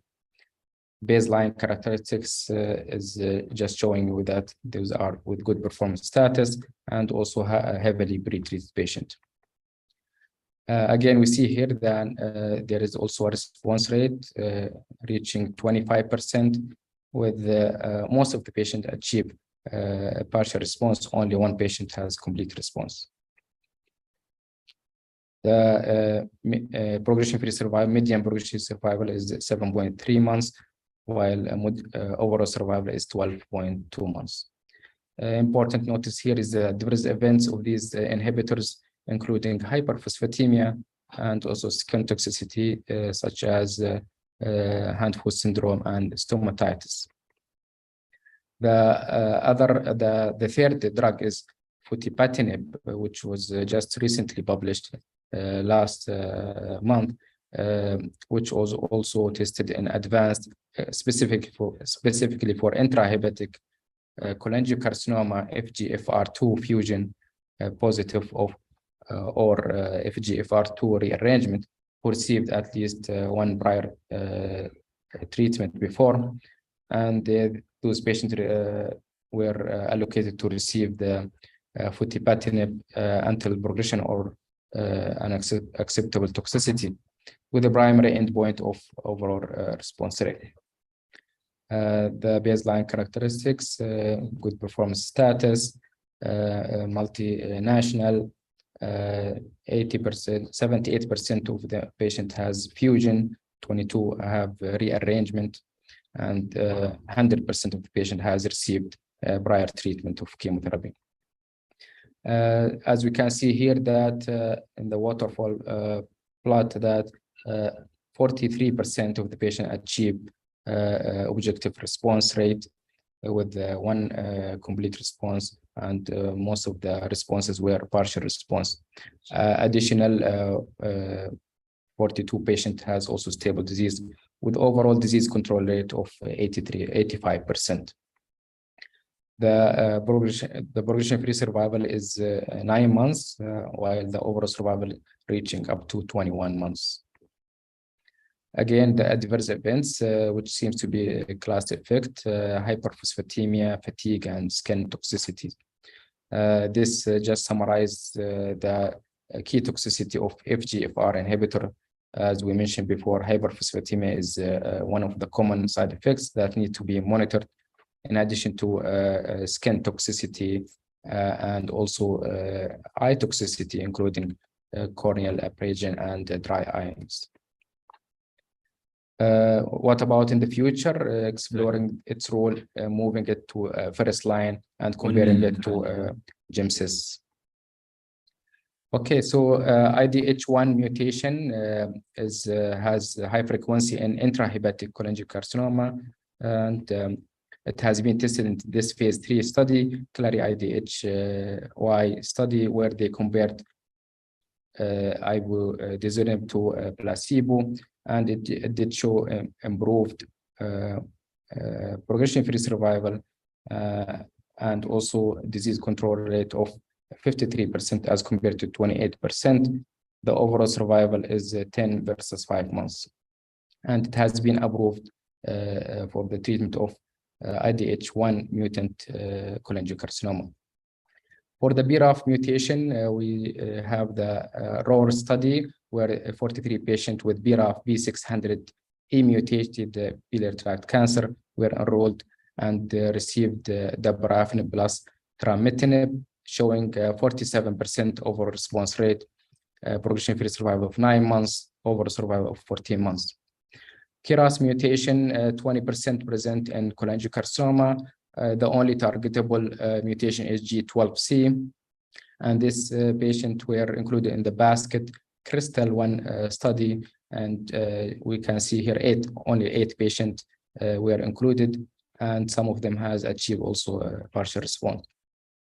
HER2 targeting, either amplification or mutation, just to proof of concept that combination TRUST2 pertuzumab in my pathway trial in biliary tract cancer, few patients were enrolled and showing a response rate of 23%, while the TKI neratinib showing a response rate of 16%. Antibody drug conjugate TDXD is also tested in a HERB trial in 32 patients with overall response rate of 36% for those who have HER2 positive disease, and also showing some activity in HER2 low disease as well.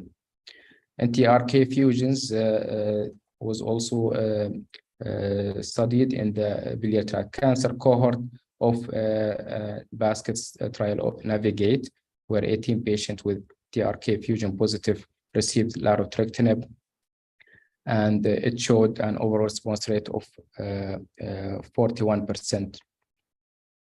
What about MSI high or deficient mismatch repair?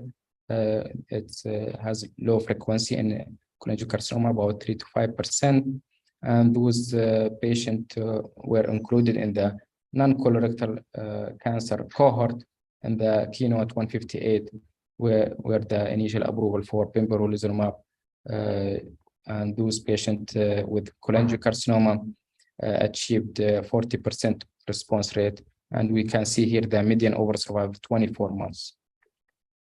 So these are the latest NCCN guidelines. We see the first line chemotherapy with or without durvalumab is the preferred option. However, still there are some recommendation to give some targeted therapy in the first line, although the data are limited, but they have put it in option here. Second line, again, chemotherapy is option, but again, if you have a target, it's the best way is to go for targeted therapy. So the early testing is the key, since when you start testing the patient, it will take up to 70 days from this decision to test the patient to start treatment and this may affect the outcome of the patient. So in conclusion, biliary tract cancer are rare heterogeneous disease with overall poor prognosis. It is a molecular target-rich disease. Up to 40% are targetable. Precision medicine has changed the landscape of treatment for biliary tract cancer. Early and broad molecular profiling is recommended. Further studies are ongoing for better biomarker selections, treatment sequencing, and combination. With that, I would like to thank you. Thank you. Thank you, Dr. Ali, for excellent talk and update of target therapy diabetes. We will keep the question to the end of the session.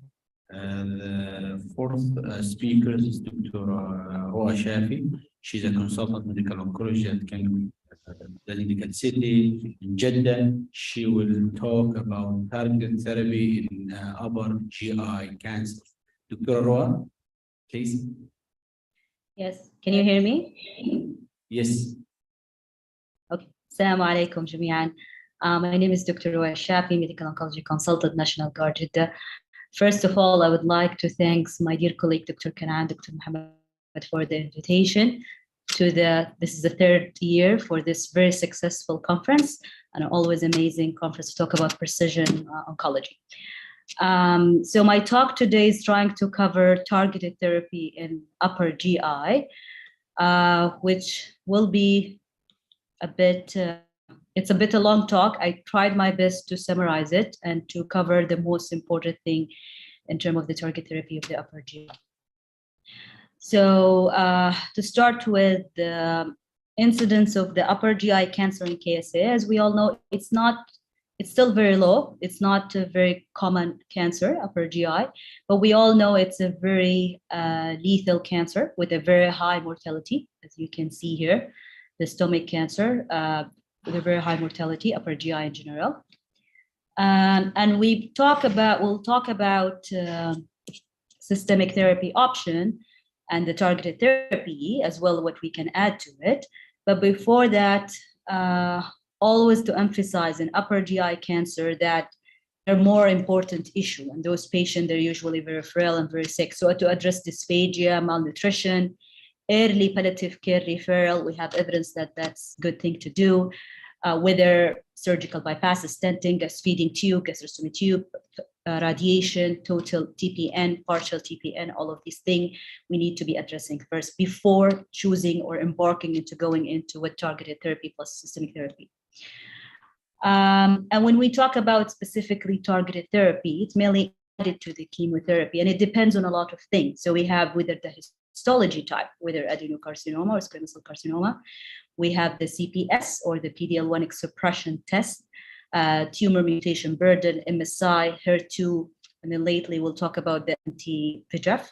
It's not a marker, it's a receptor that we will target, that the target therapy for that been used.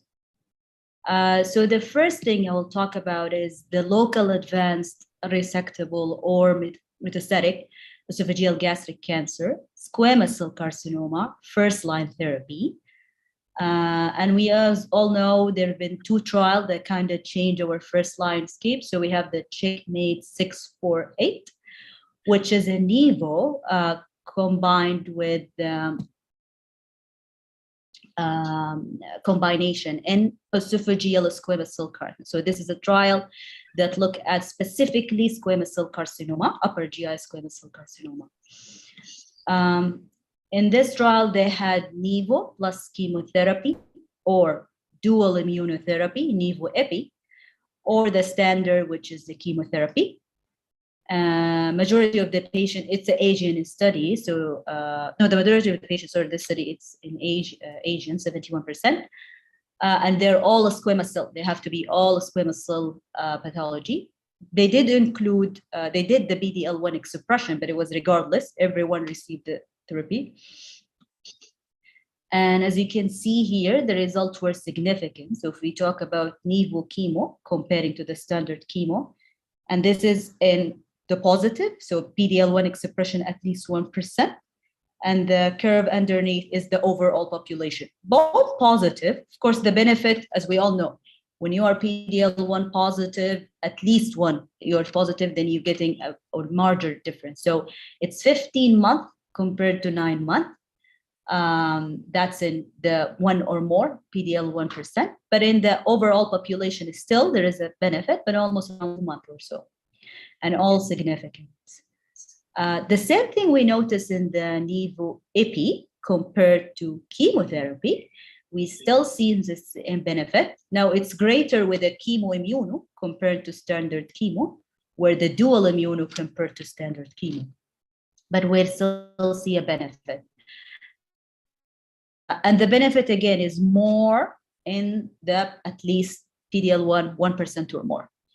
Side effect were okay. Now the combined arm and the chemo arm, they had the largest side effect, or like 32% of treatment-related adverse effect. Keynote 590, this is another trial, was looking at Pembro with a chemo. Now this has had all esophageal cancer, regardless of the histology, but the majority of the patient were 70% were squamous cell carcinoma, but we had some adenocarcinoma in this trial. And again, whether chemo plus Pembro, randomized to chemo plus Pembro or chemotherapy alone. And in terms of the result, it was positive in all squamous cell carcinoma patient, and specifically the one who had CPS 10 or more. So as you can see here, they had very significant difference in terms of the overall survival, with a very significant hazard ratio of 0.5 and significant p-value. All squamous cell group, regardless of their PD-L1 impression, also we are seeing that benefit too. And the same thing applied to any histology as long as they have CPS 10 or more. And even in all randomized patients as well. But it's getting less. Once you include everybody, including the negative CPS or PD-L1 expression, it's getting less. So to summarize all the trial, like we know, this is looking at squamous cell carcinoma first line. So we do have the Checkmate positive trial for Nivo plus CF chemotherapy regimen, regardless of the PD-L1 expression, and it got FDA approval for squamous cell carcinoma, esophageal or gastroesophageal cancer first-line therapy. There is a sister Asian study, Chinese only, but they use pembrolizumab plus cisplatin and paclitaxel, so a different chemo backbone with a different, but it's a PD-L1 monoclonal antibody, and it was also positive study. And then we have the Keynote, which included all esophageal cancer, but they included gastroesophageal junction, so they had some adenocarcinoma, but the majority were squamous cell carcinoma. 50% of the population were CPS 10 or more, and it was positive as well. But again, as you can see, all patients had some benefit around 2-month OS, but the 5 or 4 month difference in OS if you are a CPS positive or you have a PD-L1 expression.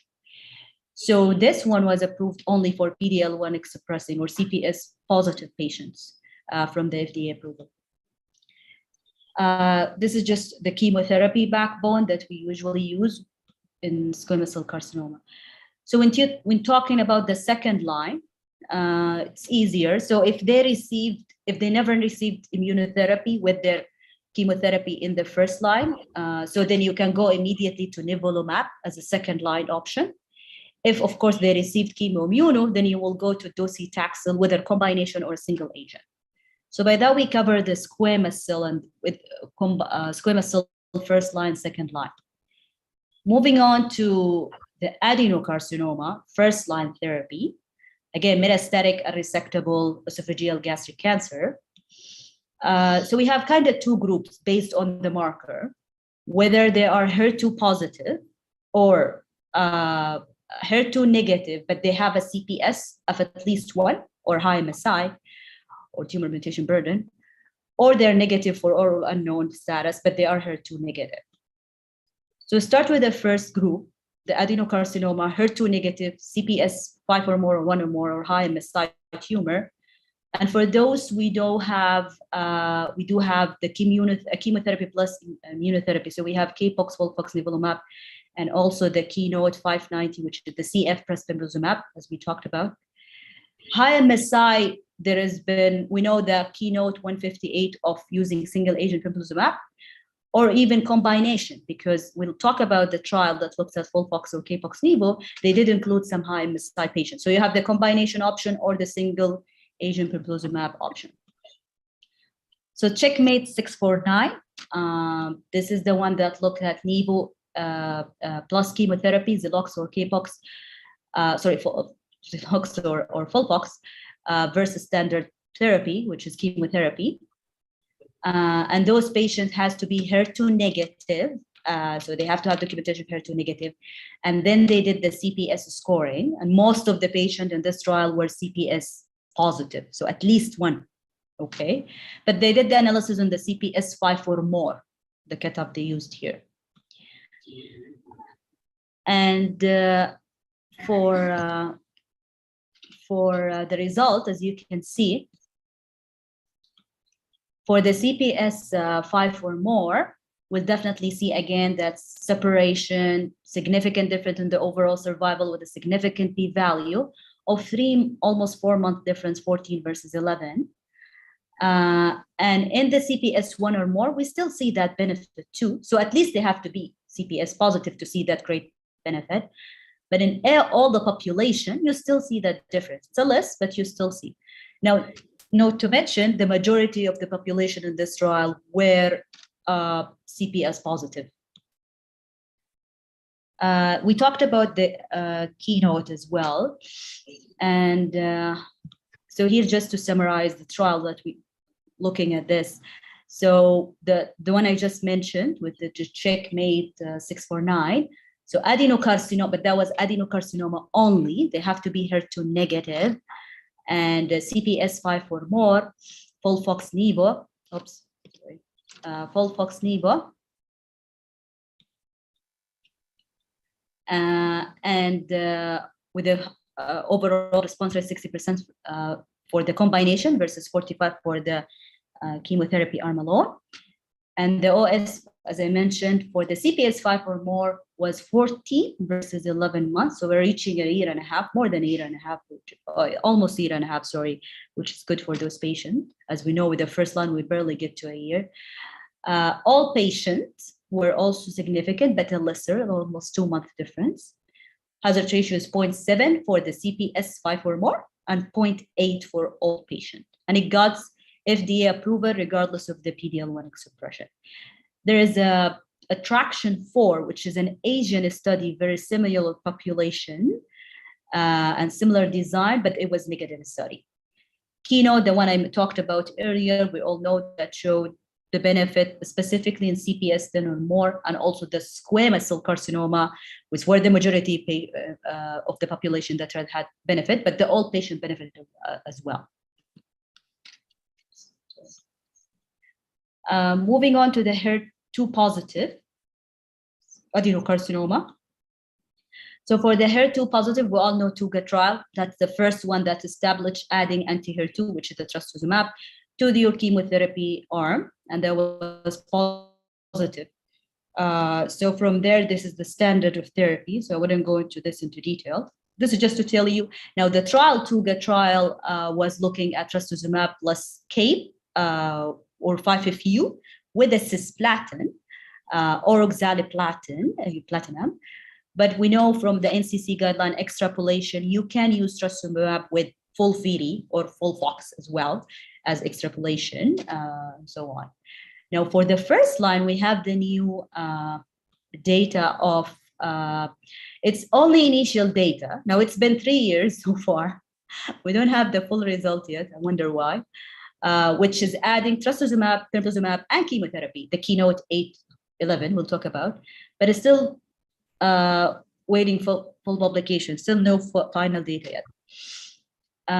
In terms of the other anti-HER2 treatment, they're all failed. So they looked into pertuzumab, TDM1, lapatinib. The only one, which also I'll talk about in the next slide, which is the trastuzumab deruxtecan, Destiny Gastric 01 trial. That's the only one that showed benefit, like beyond the first line, your anti-HER2 with the first line that showed benefit. Oops. So this is the keynote.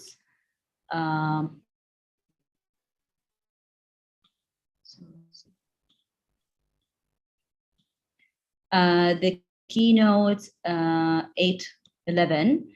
So this is a patient, first line therapy, untreated, HER2 positive, they have to be confirmed whether by, of course, if they are +3 or if they're +2, they have to have a FISH positive HER2 amplification, adenocarcinoma, metastatic unresectable, never received any therapy. They got them the usual standard trastuzumab plus chemotherapy, or adding pembrolizumab with the trastuzumab and the chemotherapy. And they're looking at the OS/PFS. Now we don't have these yet, and it's been 3 years so far. We only have the overall response rate that was very high, almost 87%, and disease control rate of 100%, and got accelerated FDA approval. Still, till the last time I checked a few days ago, I couldn't find the final data published yet. So that's it. Now the theory behind that is, we know that trastuzumab, it's a monoclonal antibody that's, work by using cellular cytotoxicity. So antibody-dependent cellular toxicity. And when you add immunotherapy to that, so you are enhancing the immune therapy, you're like stimulating the immune therapy. So you're having you're stimulating more efficacy of the antibody-dependent cellular toxicity that trastuzumab will initiate. So that's the theory behind it. But hopefully soon we'll see into what's this is translated to clinical benefit or no.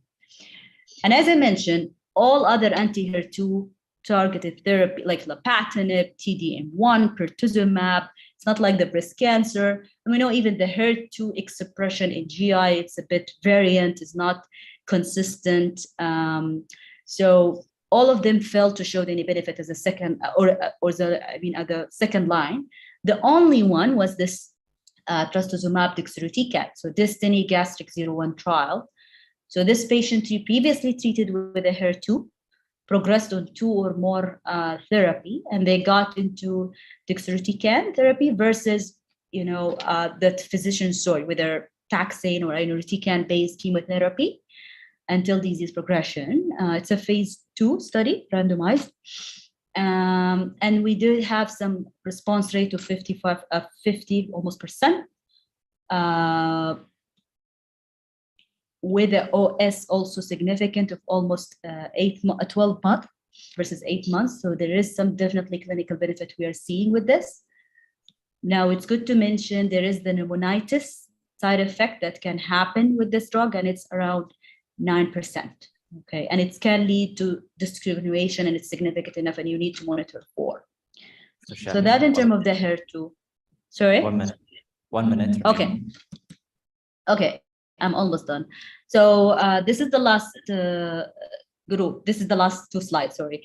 So this is just talking the adenocarcinoma, the second line, and that's beyond the HER2 status. So we don't look when we're going into the unless, of course, they are HER2 positive, then you will look into deruxtecan. But if they're negative, or they had that or also progressed, then we only have the Rainbow trial, which looks at ramucirumab, which is the anti-VEGF plus paclitaxel, versus plus paclitaxel alone in the previously treated gastroesophageal or gastric adenocarcinoma. So this is the regimen is where they get 3 weeks. The last week is off. Day 1, pacli ramucirumab. Day 8 is only pacli, and day 15, as we know, pacli ramucirumab again, and then the 4th week is off. And this was positive in terms of the overall survival, with a median of 9.6 months comparing to 7 months, with, as you can see, significant hazard ratio and also a p-value. And this is approved as a second-line therapy for adenocarcinoma. So that's the one you would go to if your patient is fit. Okay, last slide. Just this is beyond second-line therapy or later of therapy. Now we have weak evidence for the following: Lonsurf, as we all know, or FOLFIRI, but very weak evidence for the following. But this can be used as a 3rd or 4th line or beyond. And that's it. Thank you. Thank you, Dr. Shwani, for your excellent presentation. And I think with this, we can invite our eminent speakers to join us on the stage for a discussion. We have Dr. Murshid and Dr. Shafi with us online. Dr. Al-Faqih and Dr. Ahmed.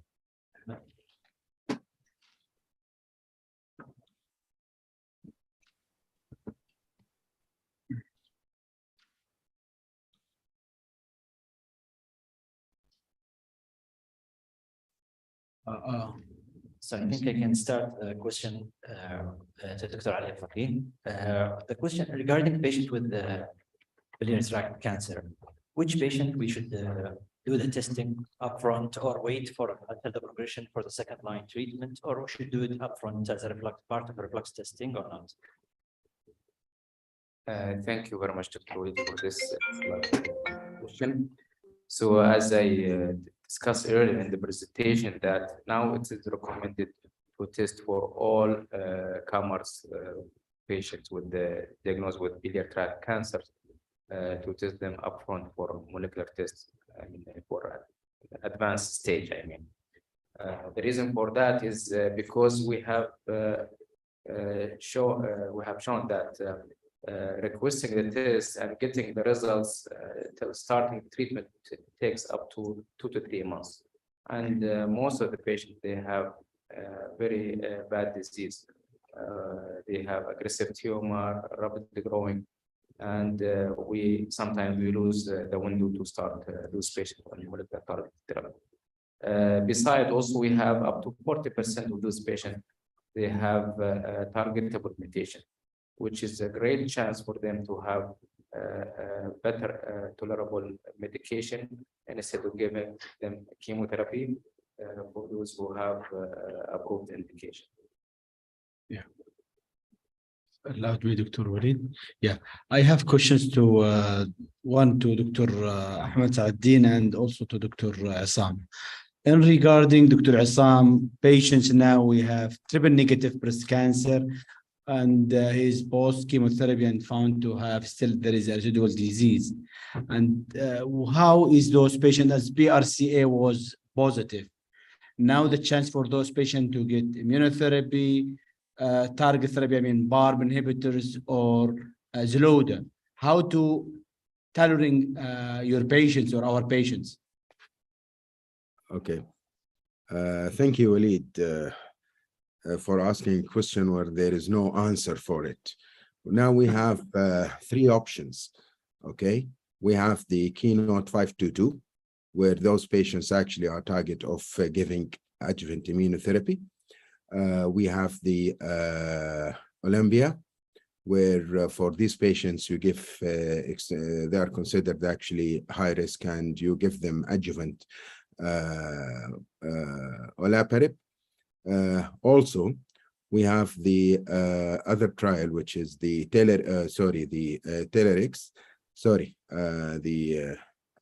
Asian trial, where the extended adjuvant capecitabine was given, which was actually the first option before the introduction of the other options. Basically, I don't know. It depends on the attending oncologist. If you want to stick to, if you have already given neoadjuvant membro, and there is still residual disease, then I think we should go with the adjuvant membro, and this is what I used to do. If you did not give immunotherapy or pembro in the neoadjuvant setting, then there is no room for immunotherapy, of course. Maybe those patients will receive capecitabine plus minus olaparib if they are germline mutated. So the jury is still out on this question, actually. Yes, Dr. If I may comment on this one, thank you, Walid, for the question, and thank you, Dr. Assam, for the enlightenment.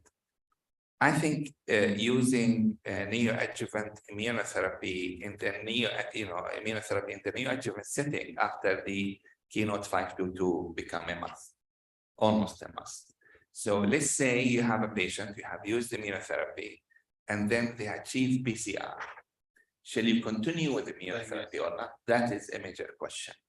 I mean, for patients who, when they did a certified analysis in K522, for patients to achieve PCR, there was some benefit. I think the 3-year disease-free survival was 92 point something versus 94 point something. There was a benefit, but really the main benefit was seen in the patient who did not achieve PCR.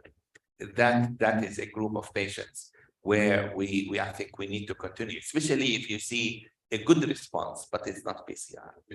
Now, what to do with patients who achieve PCR? I think it's really an open question. Using capecitabine is an option.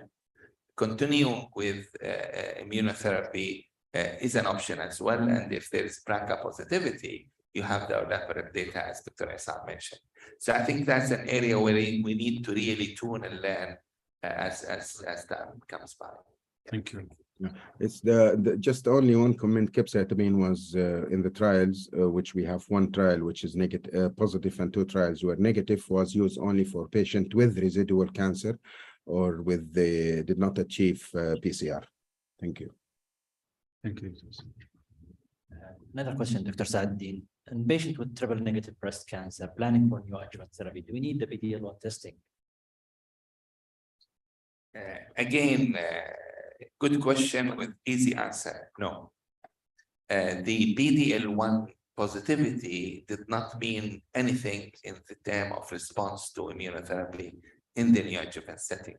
Why? I think it's a long discussion, but we don't do it, and we go straight away and give this one. I don't know whether Isam's, Dr. Isam, are you doing the same or are testing for PD-L1? Yeah, actually, the benefit was irrespective of the PD-L1 receptor status. So I don't do it, okay, intentionally, but sometimes you may do it, but I don't do it routinely for these patients.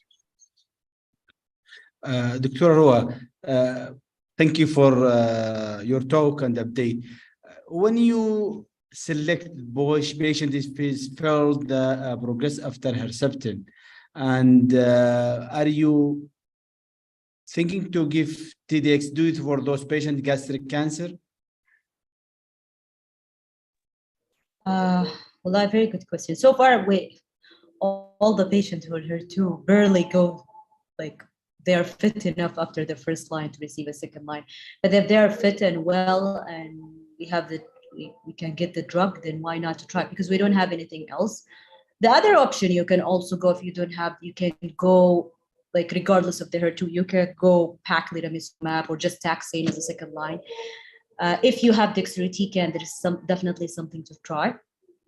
But as we know, in upper GI, those patients, they're very sick and they barely manage to go after first line. But I would give definitely, if I had somebody who's HER2 positive, failed the trastuzumab chemotherapy first line, to deruxtecan. Thank you. Any further questions? If there's no further questions, thank you very much for all of you. And it's really is excellent session. We'll come back at 1:30. Yeah, thank you. Thank you. Bye. Thank you.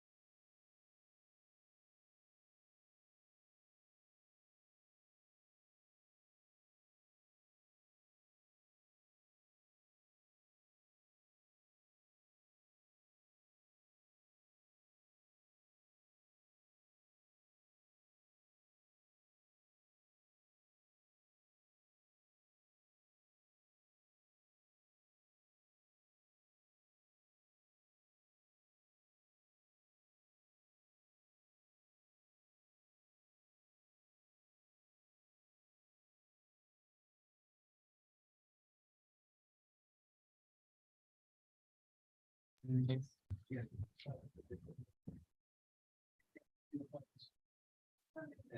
forget my name.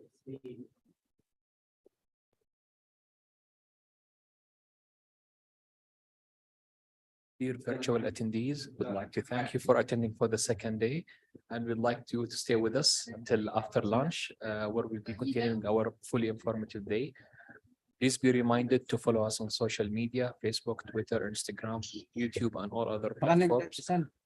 To get your CMEs, you have to attend the 2 full days. And by that, you'll be eligible to receive an evaluation email.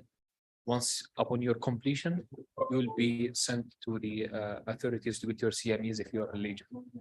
Thank you very much, and we'll see you back again at 1:30. Thank you all.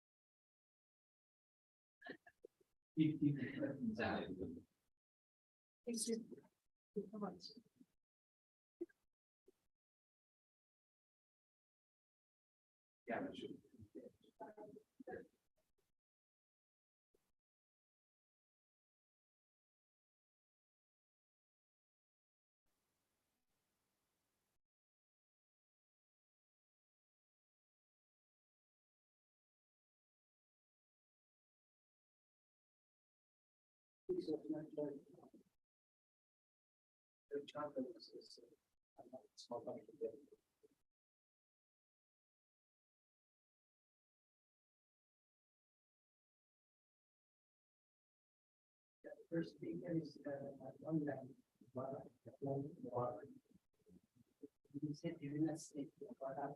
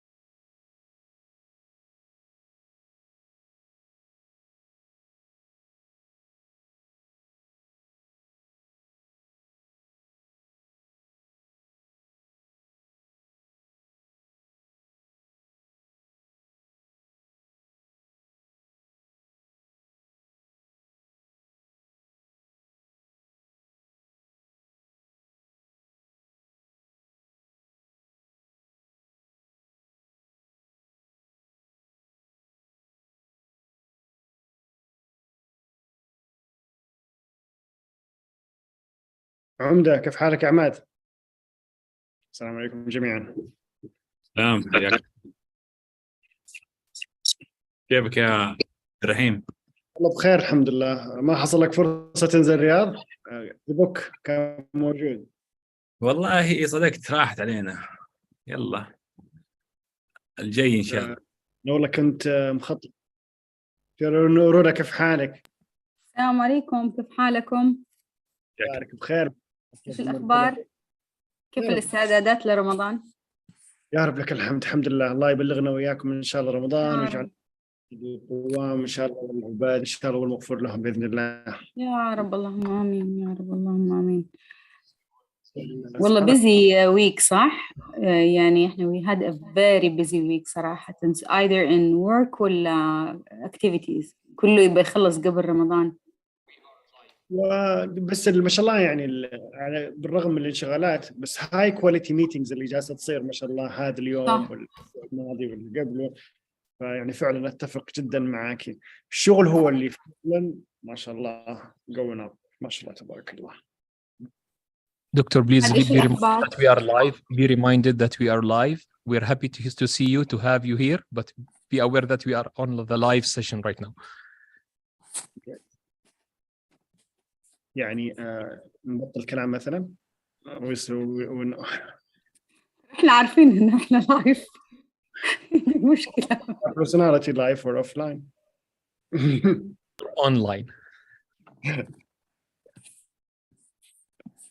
خلاص دام عندنا عريف أنا I will be offline until my time.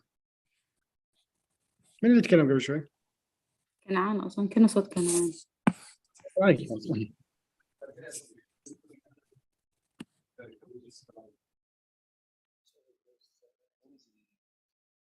Still we have 20 minutes. I will be off.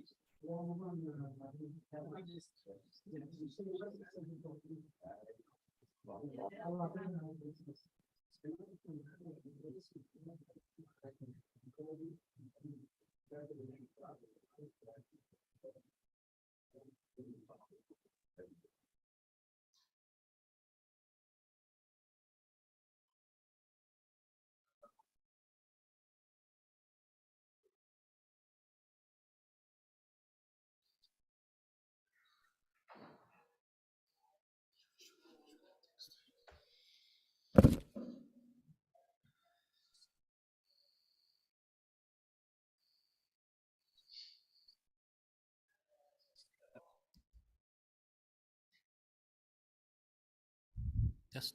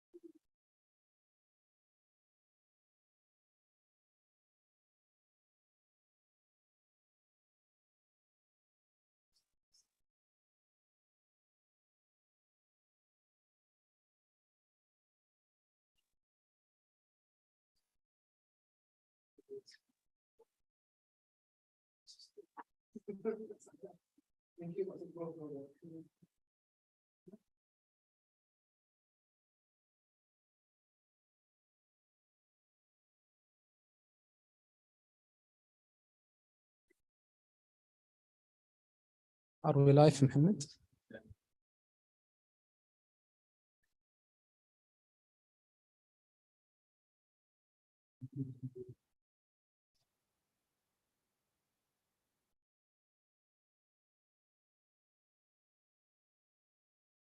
Okay. Assalamu alaikum.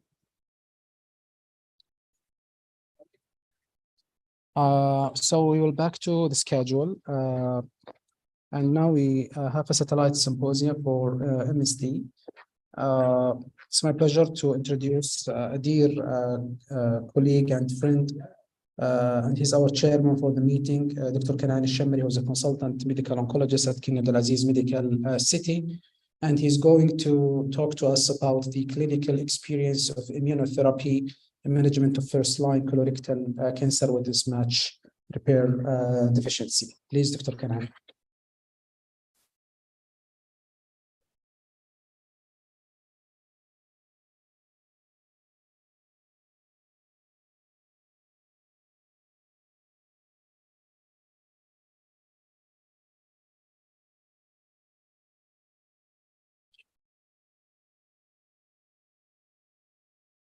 Thank you very much, Dr. Mohammed. And I also would like to extend my thanks to MSD for continually supporting our educational activities. So I was given the task to talk about the clinical experience of immunotherapy, specifically immune checkpoint inhibitors in the management of first-line MSI-high metastatic colorectal cancer. So this is the overview of my presentation. So I'll be talking about MSI-high or deficient MMR disease. Then I'll talk briefly about the mechanism of action for immune checkpoint inhibitors. Then I'll review the evidence of KEYNOTE-177, which is a practice-changing trial. Then I will spend some time talking about, an interesting part of this topic, which is our local data or some of our locally treated patients in MNGHA. Then I'll conclude. So mismatch repair mechanisms or a deficient MMR is a form of genomic instability which occurs through the insertion or deletion of repeating nucleotides during DNA replication and failure of the mismatch repair system to correct these errors. So patients with a functional mismatch repair mechanism, they are MSS or proficient MMR. So what happens during DNA replication when you get amino acids in the DNA double strands? If you get an extra couple of amino acids, what happens is these get cleaned, or these are unpaired or mismatched base repairs. These should be cleaned by your 4 known proteins, which are the mismatch repair proteins. So these are MLH1, MSH2, PMS2, and MSH6.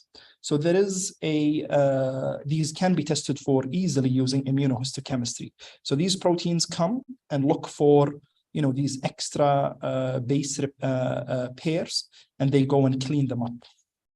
So when you don't have, or when you have a missing MLH1 or other proteins or PMS2, these mismatched base pairs remain, and you get more mutations and you get replication of dysfunctional DNA. So microsatellite unstable tumors have a high frequency of neoantigens. So MSI-high MCRC has a very high mutational load, making it a rich target for immune checkpoint inhibitors. So this is what the MMR proteins look under the microscope under immunohistochemistry.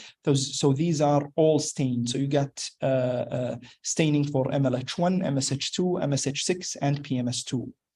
Now, when you have deficient MMR, so you get loss of MLH1 and PMS2, this is what it would look like under the microscope. And usually this is read by our dear colleagues from histopathology. So how frequently found are microsatellite unstable disease? So probably endometrial cancer has the highest prevalence of MSI-high disease, followed by gastric cancer, followed by small intestinal malignancies, and so forth. So how do you test for microsatellite instability in colorectal cancer? So as I said, you have your immunohistochemical test. It's cheap, it's quick. Your pathologist can probably do it in-house. And its sensitivity and specificity are pretty decent at 91% and 87% respectively.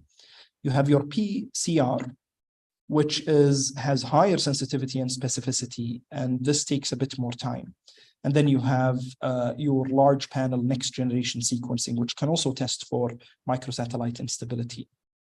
So how do, very simply, immune checkpoint inhibitors work? You have your T cell and you have your tumor cell.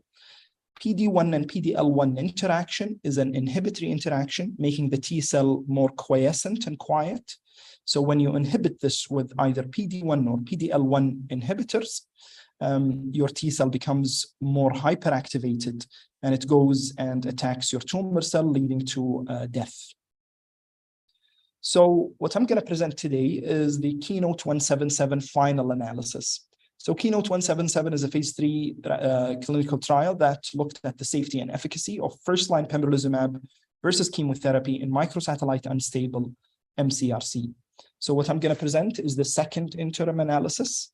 And this, of course, led to FDA and EMA approval of first-line use of pembrolizumab in microsatellite unstable MCRC.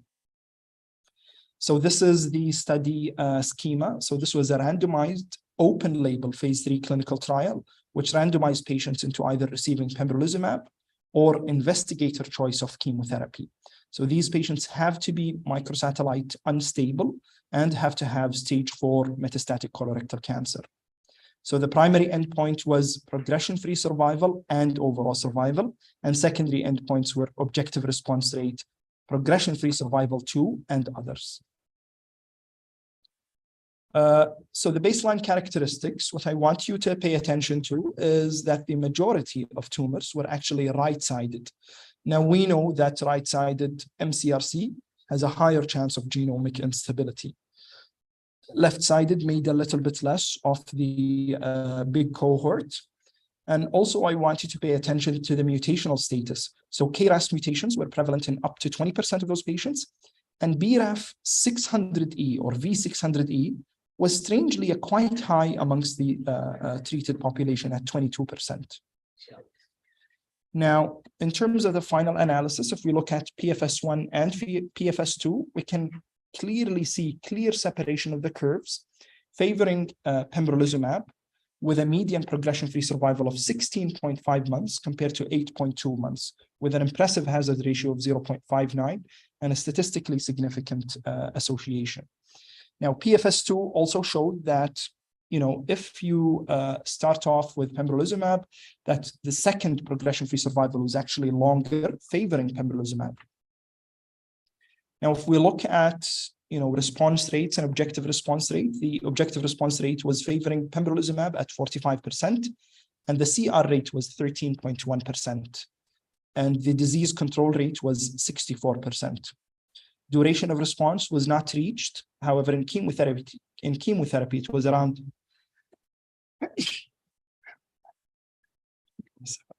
10.6 months. When we look at the final overall survival analysis, we can see that there's a trend towards a longer overall survival with pembrolizumab. In fact, the median overall survival was not reached here, and it was 36.7 months for cytotoxic chemotherapy. The hazard ratio was 0.74. Now, when we look at subgroup analysis, the majority of the subgroups were actually favoring pembrolizumab. So they responded to pembrolizumab as opposed to favoring chemotherapy. So the author's conclusions were that first-line pembrolizumab did improve progression-free survival and PFS over PFS2 versus chemotherapy. There was a trend towards an improvement in overall survival. However, let's not forget that 60% crossover rate occurred, and this dampens down the difference in overall survival. So the investigators do indicate that this data does confirm pembrolizumab, providing a meaningful improvement in patients' lives. There was also a health-related quality of life improvement also that was pointing towards a benefit with pembrolizumab. Now, what I want to spend some time talking about is some of our local data, and I find this quite interesting and exciting. So, as you know, deficient MMR is prevalent in about 4 to 5% of our MCRC patients. So what we've done, and I have to commend and congratulate Dr. Riham Ajina for actually performing this analysis and leading this retrospective study in our department. So we retrospectively reviewed all MSI-high metastatic colorectal cancer patients treated in our center for the last 5 years. So we found 18. The majority of them received pembrolizumab alone. Some of them received nivolumab. I suspect these were prior to Keynote 177 data, and one patient received nivolumab and ipilimumab. So this is, the data on how we actually reached this number. So for the last 5 years, Nival, we treated close to 3,500 patients in National Guard Riyadh, all colorectal cancer patients. 50 of those patients were actually treated with immunotherapy. Now, when we divide those 50, we can see that 18 of those were MSI high, 15 of those were proficient MMR. Now, if you recall, when the Japanese trial came out, indicating that, if we give nivolumab with regorafenib, that perhaps patients did better, I would suspect that the majority of those 15, and here 13 given nivolumab, most likely with regorafenib. And the others, we had no data with regards to what therapy they received.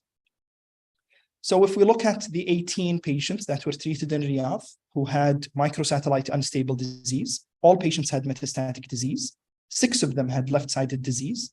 Expectedly, the majority of them had right-sided disease, indicating that, your right-sided tumors have more genomic instability. Now, this is, to be honest, this is the data that I'm proud of. Best overall response rate, so best RECIST response in the full cohort, showed that 10 of those 18 patients had complete response. So that gives 56%. And I suspect half of those are with Dr. Mohammed Al-Garni. Now, 8 had progressive disease.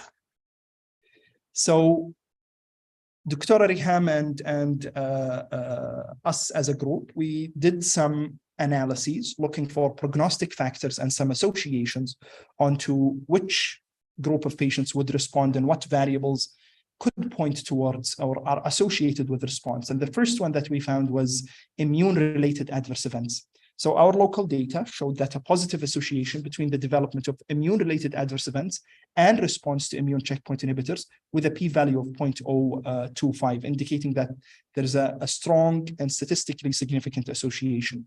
So out of the 10 complete responders, 7, so 70% had immune-related adverse events. There were 4 thyroiditis, which were treated simply with levothyroxine administration, 2 colitis, and another thyroiditis with a rash, whereas 1 patient in the progressive disease group had thyroiditis. Another prognostic factor, however, a negative prognostic factor, was actually peritoneal metastasis. So there was a negative association between the presence of peritoneal metastasis at immunotherapy initiation and response to immune checkpoint inhibition. And the p-value was statistically significant at 0.036. So half of the patients who actually got complete response had peritoneal metastasis. However, all patients with progressive disease had significant peritoneal metastasis. Last one, which is, I think, the interesting one, is the KRAS mutation. So if you recall in Keynote 177, there was probably a trend towards that KRAS mutated patients did not respond as good as KRAS wild type patients. However, our local data suggested that patients with KRAS mutation are more likely to benefit from immune checkpoint inhibitor with a statistically significant p-value. However, this observation is limited by the fact that KRAS mutation was not tested for 3 of our patients with complete response. So in conclusion, MSI or MMR testing is essential for all cases of metastatic colorectal cancer upfront. Pembrolizumab did improve significantly progression-free survival as well as overall survival.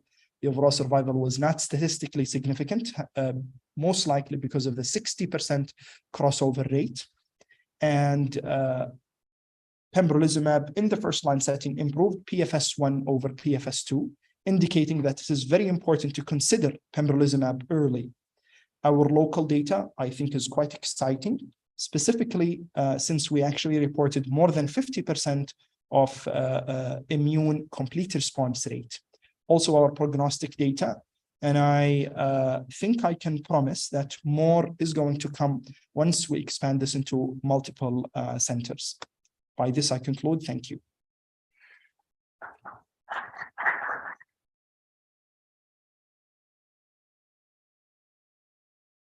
Thank you very much, Dr. Kanaan, for this excellent presentation. And also, it's always nice to see our local data and see how we are doing compared with the reported clinical study.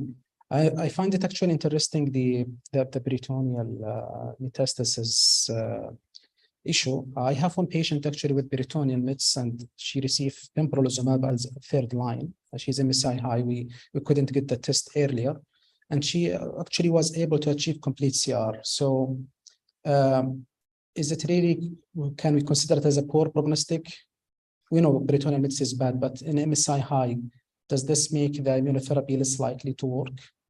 So in our local cohort, Mohammed, we found that half of the patients that actually had complete response had peritoneal metastasis. However, all of the patients that actually progressed, which is 8, which is not a small number, actually had peritoneal metastasis. And the association was statistically significant. However, let's remember that our numbers are not, huge like KEYNOTE-177. But I am excited to get Nidal on board with some of this local data from this local hospital and getting the Saudi Arabian local data. Yes. And hopefully this will give us a decent number of patients, and hopefully this will give us confidence in testing these factors. Yes, that is great. I don't see any question in the Q&A, Kanaan, so thank you very much. So now we'll move to the second session, which will be the last session. It's about GU and gynae session. It's my pleasure to invite our moderator for this session. Two of them virtual. They look nice virtually and even physically. And we have Nidal with us here. So Dr. Nidal is a consultant medical oncologist at King Fahd Specialist Hospital in Dammam. Dr. Imad Tashkendi, he's a medical oncologist, consultant medical oncologist and assistant professor at Qura University, Mecca. And we have Dr. Abdulrahim Al-Shanqiti, who's a consultant medical oncologist at King Fahd Specialist Hospital in Dammam. So please, we need to start our session. Thank you very much, Mohammed. Prior to starting my session, I would like to thank Dr. Kanaan Al-Shammari and Dr. Mohammed Al-Garni and the organizing committee of this great conference. It's a pleasure and an honor to be here. We're actually going to start off our first lecture. Our speaker will be Dr. Mubarak Al-Mansour, the oncology director at Princess Noura Center at National Guard Hospital in Jeddah, and he is going to speak about targeted therapies in urothelial cancers, mainly focusing on updates. The mic is yours, Mubarak. Allah yahfadhak. طيب بسم الله الرحمن الرحيم والصلاة والسلام على رسول الله وعلى آله وصحبه وسلم. Is the voice clear, Dr. Nidal? Yes. طيب, you see my slides? Yeah, it's a beautiful slide. Good. So I would like to thank Dr. Muhammad, Dr. Kanaan, Dr. Ashwaq, and Dr. Nafisa, and the other members of the scientific and organizing committees for organizing this very successful annual event. And I think that's with a different theme focusing into the precision medicine. I would like to thank Dr. Nidal and Dr. Imad and Dr. Abdulrahim for joining this session. And my part is to talk about the targeted therapy in urothelial cancer and what is the update.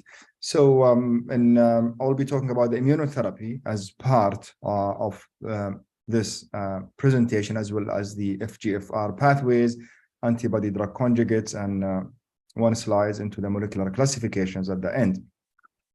We'll start with the immunotherapy. As you know, the history of immunotherapy in urothelial carcinoma dates back to 1976 with initially the BCG when was used in a superficial bladder cancer, and the mechanism of action through the internalization and then creation of a kind of inflammatory environment attacking the cancer cells. And it was over decades the standard of care for the non-muscle invasive bladder cancer. As you know, the correlation between the tumor mutational burden and the overall response rate, that was clearly evident for the urothelial carcinoma as one of the solid tumors with the highest tumor mutational burden, which stands the rational background for using the immunotherapy and improving the response rate compared to other solid tumors. We've seen the evolution of systemic therapy in a bladder cancer, and you can see since 2016. Before that, we almost were just treating with the platinum-based chemotherapy, but see the progress into the management of urothelial carcinoma with the using the immunotherapy plus the other agents like the erdafitinib and the antibody drug conjugates. So over the last, would say 6-7 years, a lot of approved medications, which honestly changed the outcome of the metastatic urothelial carcinoma. Starting with the immunotherapy, we started with the platinum ineligible, where both the Atezo and Pembro initially approved through a phase 2 studies. The Atezo was through the cohort 1 IMvigor 2-1-0 and the Pembro the keynote, and the response rate was ranging between 23 to 29, and those were initially approved through the accelerated FDA approval, Atezo in April 2017, and just a month after that, Pembro was also through the accelerated approval. Both, they were into the area where the cisplatinum ineligible initially. So we're not platinum ineligible, cisplatinum ineligible, and they were listed as one of the options beside the gem carboplatin. However, the regulatory update into the PD and PD-L1 therapy was reviewed, and the FDA held the Oncology Drug Evaluation Committee to discuss the first-line accelerated approval of Atezo and Pembro. And that review came back after the data on a single-agent monotherapy from the phase 3 clinical trials when immunotherapy was combined with the GemCis, and I will show you later on. However, Atezo was kept in that indication according to the voting 2-1. However, the FDA removed the Pembro from the cisplatinum eligible, and they put it under the platinum eligible. So if you have a cisplatinum ineligible, there are no indication. However, if both cis and carbo ineligible, the Pembro can be one of the options. Roche decided in November 2022 to withdraw the Atezo from indications, and that came after the results, which I will show you later on, from the IMvigor 130, as the monotherapy did not do well. So now we have immunotherapy in just only with a Pembro and a platinum ineligible. So if you have a cisplatinum eligible, the standard of care is to give GemCis or dose dense MVAC plus the GCSF, and followed by the avelumab maintenance, which we'll talk later on. If cisplatinum ineligible, then the option will be gem carbo, followed by avelumab. If platinum ineligible, Pembro listed as an option. So this is a change and update. Those who are treating the GU, they know that it was driven initially by the PD-L1 and CPS score within the cisplatinum ineligible. If we're positive, then you can use Pembro or Atezo compared to the gem carbo. The second part is the maintenance immunotherapy in metastatic urothelial cancer, and all aware of the Javelin Bladder 100, where a patient who received platinum-based, either with a cisplatinum or carboplatinum, randomized after the achieving a CR, PR, or stable disease to avelumab, which was given every 2 weeks, versus the best supportive care. Avelumab was given until the progressive disease or acceptable toxicity. The primary endpoint was the overall survival, and it showed in the left side, you can see the initial analysis in October 2019. There was a statistical significant overall survival differences between maintenance avelumab compared to the best standard care, with absolute about a 7 to 8 months improvement in overall survival for the first time, maybe to see it into the metastatic urothelial carcinoma. On a long follow-up on June 4th, 2021, also, the maintenance avelumab consistent also showed overall survival benefit with about 8.8 months compared to the standard of care with the hazard ratio of 0.76. That was seen also in a PR, CR, and a stable disease. You notice that maybe the confidence interval was crossed into the stable disease. However, into the intention to treat analysis, they included the CR, PR, and stable disease was very well tolerated, more or less the same safety profile for other PD-L1 inhibitors like the atezo and others, and no significant grade 3 toxicities. Now other trials are investigating in a first-line maintenance. So we have the main CAF, which is a phase 3 that will complete the recruitment in December 2024. Avelumab cabozantinib versus avelumab. The other study is the Javelin bladder medley, which is a phase 2, testing the avelumab plus the cetuximab govitecan, or avelumab plus one of the molecules against the interleukin 6, or the NKTR255 or avelumab, and the completion estimated to be in August 2026. We have the DISCUSS study, which is, I think, a very important study, testing a 3 cycles GEM platinum-based, either GEM carbo or GEM cis, versus 6 cycles, and that's to see if we can initiate initially the avelumab maintenance after 3 cycles without waiting for 6 cycles, and the recruitment will be completed in October 2026.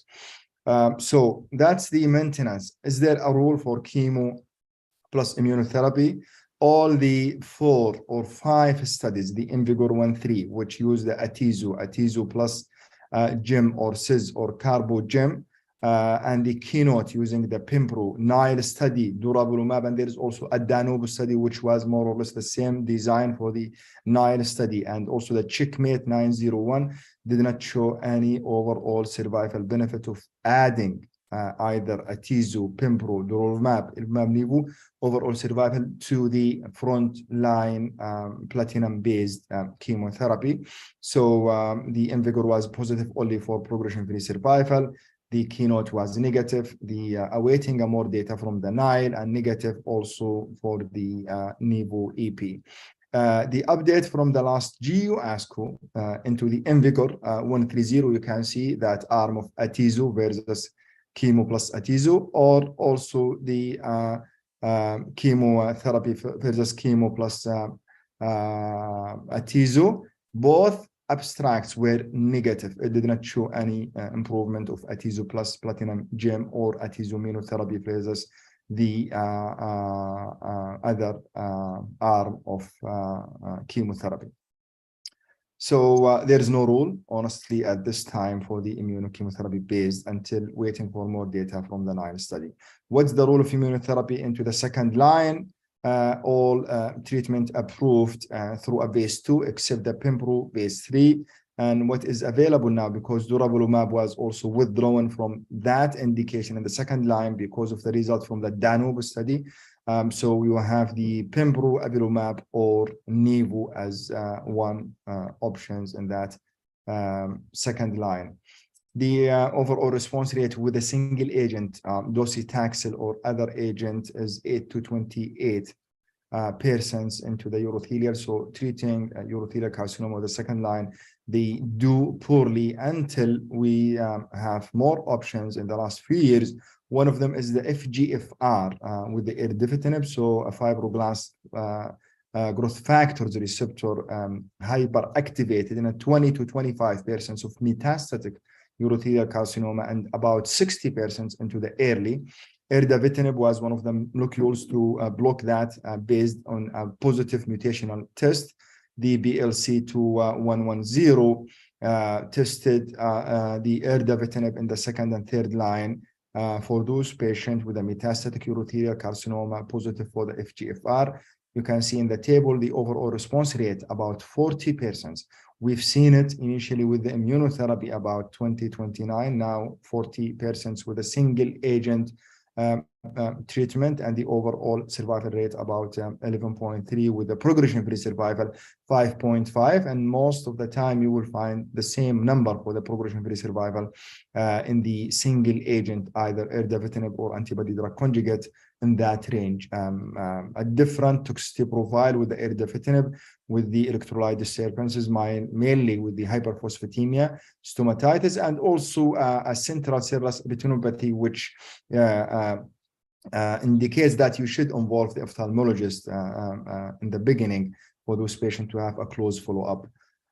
Antibody drug conjugates, we have two molecules. We have the enfortumumab vedotin, which as a fully humanized antibody targets the nicotine-4. Again, nicotine-4 is one of the transmembrane cell adhesion molecules that expressed highly in metastatic urothelial carcinoma. The payload for the enfortumab vedotin is the monomethyl auristatin, which is microtubules inhibitor working as the vincristine or the other molecules.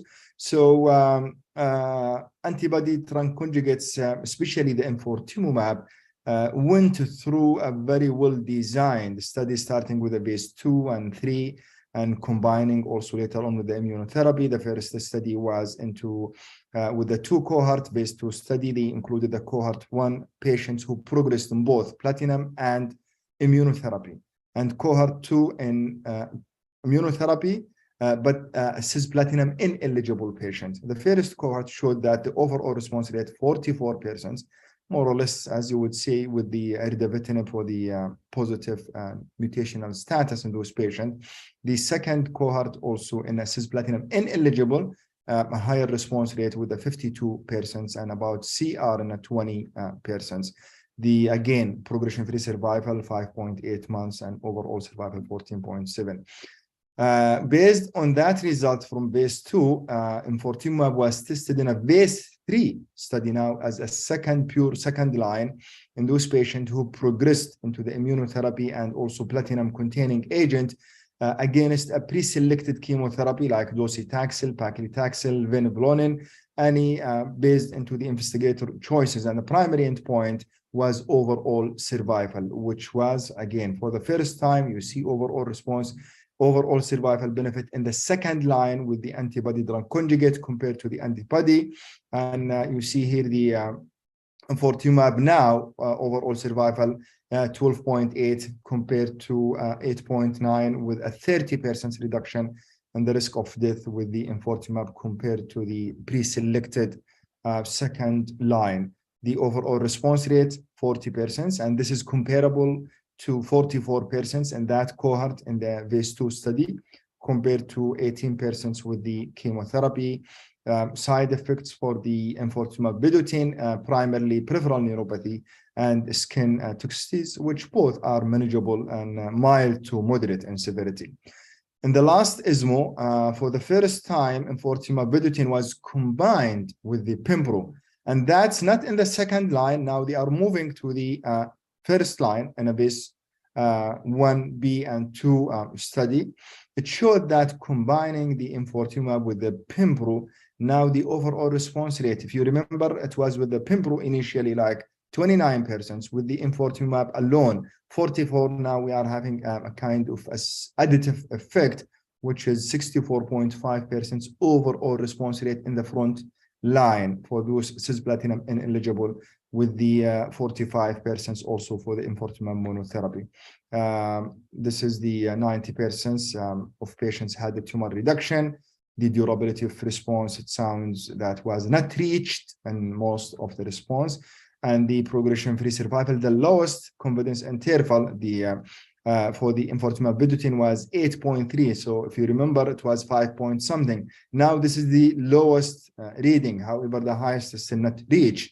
The same for the overall response rate. So a very promising study, very well tolerated treatment that would expect with the antibody drug conjugates and the pembro. Both were primarily the peripheral sensory neuropathy, alopecias, and maculopapular rashes, common side effects, as well as fatigue. So that combination, based on it, in December 2022, the FDA accepted application for priority review. So it will be reviewed for the accelerated approval enfortumab vedotin for first line in a cisplatinum ineligible. So we will be seeing there under a cisplatinum ineligible carbo maybe plus gemcitabine followed by everolimus, or enfortumab vedotin plus pembro. However, waiting to see that indication. Cetuximab govitecan is another antibody drug conjugate humanized against the RS7, and the active metabolite is the irinotecan. It was again tested into the initial cohort progressive disease after platinum-based and prior immunotherapy. It showed overall response rate 27.4 compared to 44 with the enfortumab. A different toxicity profile as you would expect with the irinotecan-like metabolite active agent, hematological, gastrointestinal symptoms. The trophy was updated also in the last GU ASCO for the cohort 2, which cisplatin ineligible and progressed in immunotherapy. And they included antibody drug conjugates also in that study, so about 18%, and also different patients also received platinum-based in neoadjuvant setting. So the overall response rate 32%, and those who are enfortumab vedotin or platinum naive patients, the response rate was 53.8. With a single agent, progression-free survival 0.6, overall survival in the same range. This is just to summarize. So what are we expecting? This is enfortumab 302. This is a phase 3 study, and the completion will be in November this year. And this is a frontline therapy. Arm 1 enfortumab plus pembro. Arm 2 is the gem plus either cisplatin or carboplatin, so head-to-head. And we'll see if the enfortumab vedotin plus pembro will be again a standard of care or one of the options. The primary endpoint progression is dual, overall survival, progression-free survival. Another study, Tropics, testing the cetuximab govitecan. So here is in the second line. This is more or less the same design for the 301 study against the treatment pre-selected in a phase 2, and that's another thing we are waiting for. Also the phase 3 Thor study in cohort testing the erdafitinib versus the investigator of choice, and erdafitinib versus the pembro for those who received no prior immunotherapy. A lot of antibody drug conjugates and more data to come for the metastatic urothelial carcinoma.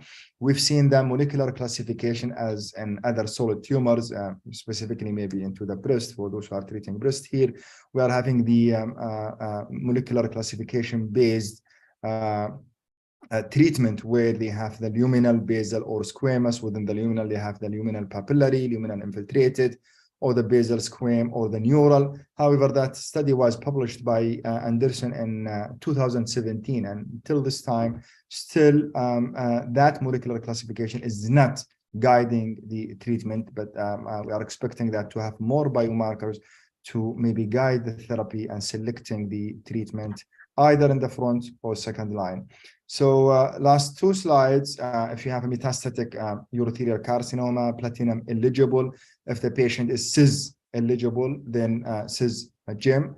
If not cis, then carbo gem. PR, CR, PR or stable disease, continue with the maintenance avelumab if no progressive disease.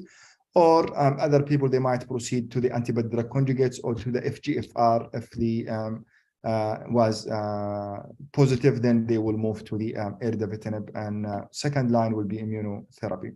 So platinum-based chemotherapy followed by maintenance avelumab is the standard of care for the first line metastatic urothelial carcinoma. Antibody drug conjugates are innovative and therapeutic agents, which is shaping now the landscape of management of urothelial carcinoma, expecting more of combination with the antibody drug conjugates and immunotherapy. For sure, predictive biomarkers are still not established. Thank you.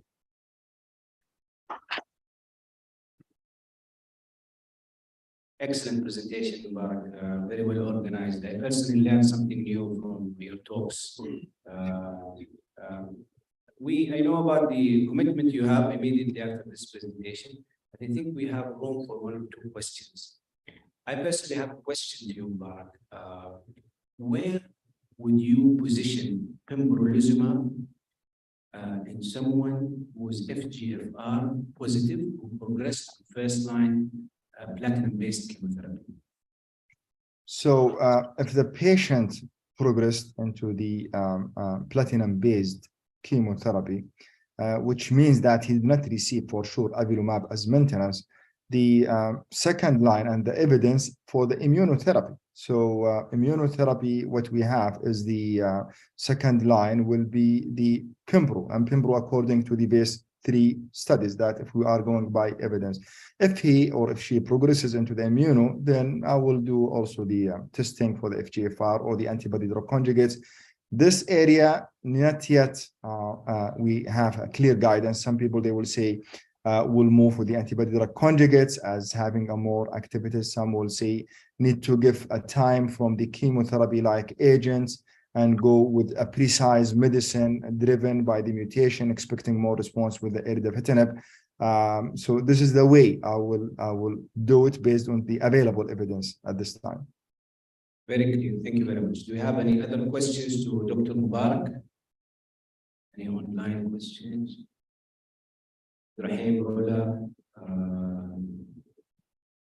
man. Okay, I think we will move to the second session. Thank you very much, Dr. Mubarak. يعطيكم العافية. Thank you so much. يعطيك العافية. So, yeah, Rahim, the mic is yours. Assalamu alaikum. Thank you, Dr. Nidal.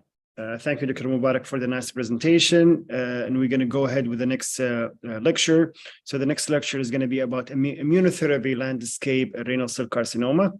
But before that, as Dr. Nidal mentioned, we want to thank Dr. Kanaan and Dr. Mohammed Al-Garni and the rest of the group for this nice meeting. Usually Riyadh is my priority, but this time I was not able to attend physical. And usually I do not do virtual, but this time we'll be with you virtual. So the lecture is going to be about immunotherapy landscape. It's going to be presented by my dear friend and colleague, Dr. Fahad Ibn Shamsa, consultant adult medical oncology in King Fahad Specialist Hospital. He's our director of the Oncology Cancer Center of Excellence. With this, he as well the director of outreach program. In the next 20 minutes, he will teach us about the landscape of renal cell carcinoma. Dr. Fahad, the floor is yours. Thank you very much, Dr. Abdul Rahim, and thank you to other moderators, Dr. Nidal and Dr. Ahmad, and a big thank you to Mohammed Al-Garni and Kanaan Al-Shamari for the invitation to participate in this very important annual meeting.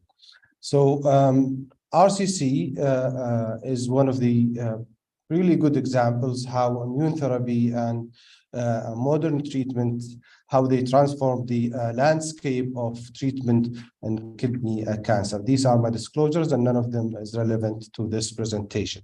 So immune therapy is now incorporated in the landscape of early stage and late stage. I will just quickly touch on the early stage, and here I'm talking about the Keynote 564, where pembrolizumab was given to in the adjuvant setting to patients after nephrectomy. And this is the primary endpoint, disease-free survival, and adjuvant pembrolizumab improved disease-free survival compared to placebo. We had the 30 months follow-up, which really reassure us about the disease-free survival benefit. Of course, the benefit is higher when the risk of recurrence is higher, as we can see from this diagram. The highest benefit was for patients with M1 AD, where oligometastasis has been resected along with nephrectomy within 12 months. Also, high-risk patients, they drive more benefit than the intermediate high risk. The overall survival is not yet mature, but further follow-up at 30 months is going to that direction. So what about the metastatic disease? It's really the, we talk about systemic treatment, and here's the NCCN guidelines, where we see the different regimens now, different options in favorable risk, as well as in poor intermediate risk, and we'll talk in some details. So it's really the immune therapy era and actually the immune therapy combinations. So these are the phase 3 trials which shaped the landscape of first-line treatment of RCC.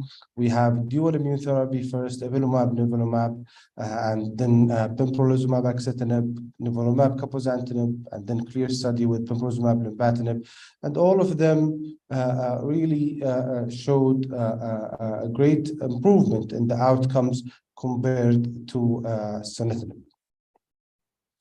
So they are different trials. So when we go and look at them, they're not the same, although there are many similarities. the inclusion criteria. The main difference maybe the dual immunotherapy, that the primary endpoint was for intermediate and poor risk. The other trials are for all intention to treat population, but the duration of treatment is limited according to the trial to 2 years of treatment, unlike the dual immune therapy. Of course, the dual immunotherapy included a maintenance treatment with nivolumab, while the other regimens, there are a continuation of the same treatment. Quick touch on and Checkmate 214, nivolumab, ipilimumab. So it was the first study to come to the landscape of treatment. More than 1,000 patients, either nivo-epi or sunitinib. Primary endpoint, as we said, is the clinical outcomes in the intermediate poor risk patients, and it showed a clear benefit of overall survival, almost doubling of survival over a long period of follow-up, reaching 4 or 5 years. Favorable risk patient, there was no benefit of immunotherapy over sunitinib. The new regimen also resulted in improvement in response rate with a complete response ranging from 10 to 13%. Also, we learned from the study that now we see ongoing responses after a long time, with 86% of patients enjoying CR. They continue to enjoy complete response for a long time. Also, we learned that after 2 years of treatment, those who are really good responders, they are more likely to continue to respond, as we can see from this plateau of PFS curve. Why we are excited about immunotherapy? Because it improves outcome and also maintain quality of life. So since then, it's the one of the standard of care of treatment in first line treatment of RCC. We had more updates on this study, and they published the condition survival at 5-year follow-up. And we can see now the survival in the intermediate or intention to treat patients is 55 compared to 38 months. In the intermediate poor risk, it was again doubled, 47 months compared to 26 months. For the favorable risk, there was no benefit of immunotherapy. We will see this trend in all the trials. All of them, they failed to improve survival and favorable risk RCC. The next trial is pembrolizumab axitinib, the Keynote 426, and very similar design, but the primary endpoint was OS and PFS and the intention to treat population. And also it really showed improvement in the progression-free survival and overall survival in the intention to treat population. But when you go to the subgroup of favorable risk, there was no improvement in survival. The other trial is the Checkmate 9ER, nivolumab cabozantinib compared to sunitinib, more modern trial, and the primary endpoint was progression-free survival and the intention to treat population. This is the patient characteristics, and you can see that quarter of patients were PD-L1 positive. So overall survival has improved with the new regimen of nivolumab cabozantinib compared to sunitinib, with absolute of 10% improvement in overall survival at 2 years. All subgroups of patients benefited regarding progression-free survival, also overall survival, with the exception of favorable risk RCC. Also, overall response rate also was improved, almost double. It's doubling or more than doubling of response rate, and complete response was 8%. In this study, again, it maintains quality of life. The last landmark study we'll talk about is the CLEAR study, and now we see lenvatinib pembrolizumab compared to sunitinib. And very similar to other trials, a little bit more representation of favorable risk patients at 31%. So lenvatinib pembrolizumab improved progression-free survival compared to sunitinib. Very nice subgroup analysis. Everybody had the benefit of the new regimen. Overall survival was also improved by the pembrolizumab compared to sunitinib with the hazard ratio of 0.66. Overall survival, all subgroups had the benefit, again with the exception of favorable risk RCC. In this study, it reported the highest complete response rate in all trials, 16.1%. We had more updates on this study in the last ESMO, and the CR rate, updated CR rate is 17.2%.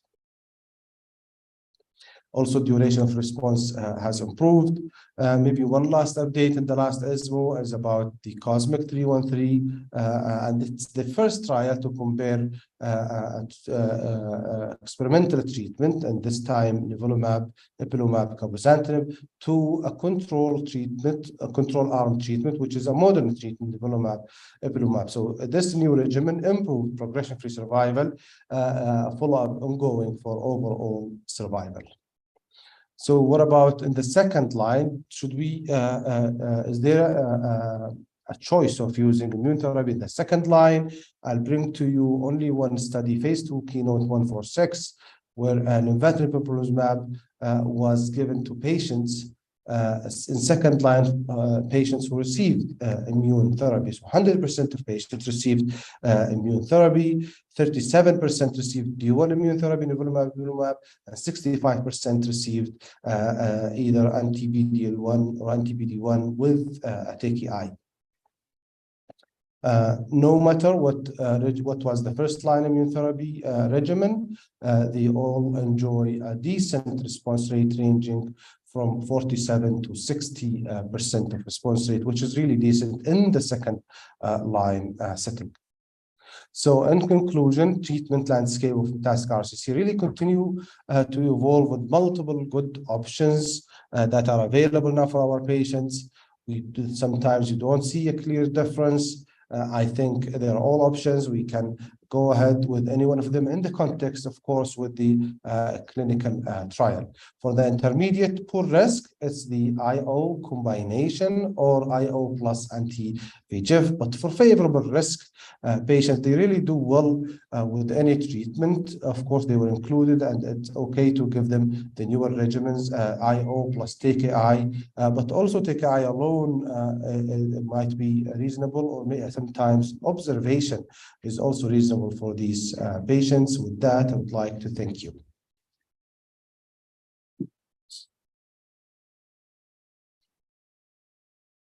Thank you very much, my dear friend Fahad, for this excellent talk.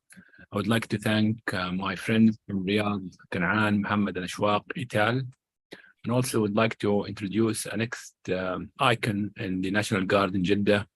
Rula Mufti will be talking about precision oncology in prostate, focusing on targeted therapy. Assalamu alaikum wa rahmatullah. Thank you very much for this kind introduction, my dear friend. And I'd like to thank as well Dr. Kanaan al-Shambani and Dr. Mohammed al-Garni for this kind invitation, and congratulate them for this successful meeting for the third year on a row. So I have been asked to talk about precision oncology and prostate cancer. And I just want to ask you if you can see my slides. Do you see them? Yes. Okay, perfect. So I'm very biased when we talk about prostate cancer. And for me, prostate cancer is a disease that has been in the precision medicine since the 1940s. And this was started by the discovery of Charles Huggins of castration, and for which he received the Nobel Prize in 1966. So the landscape in prostate cancer has changed enormously in the past 10 years, where we had nothing but, if you look at the treatments that we use in prostate cancer, the majority of them are actually targeted therapies rather than blinded chemotherapies, of which we have only the docetaxel and cabazitaxel. So there have been a lot of immunotherapies such as sipuleucel and immune checkpoint inhibitors such as pembrolizumab, and the rest of a lot of novel hormonal treatments were tested, walking through the 2017, where the immune checkpoint inhibitors were approved for MSI-high patients, followed by the approvals of olaparib and rucaparib, PARP inhibitors in the 2020, and finally the approval of lutetium PSMA for this population of advanced prostate cancer. So if we move forward to more precision therapy, and if we want to talk about the fancy treatments of antibody drug conjugates, unfortunately, they haven't been extremely successful in prostate cancer.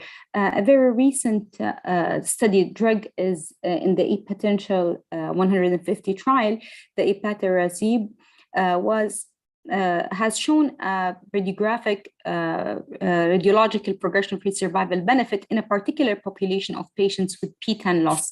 And this, the hazard ratio for RPFS was of 0.77. It is a small trial, but very interesting one. And we are waiting eagerly for the overall survival for those population of patients. PARP inhibitors were better tested for metastatic prostate cancer.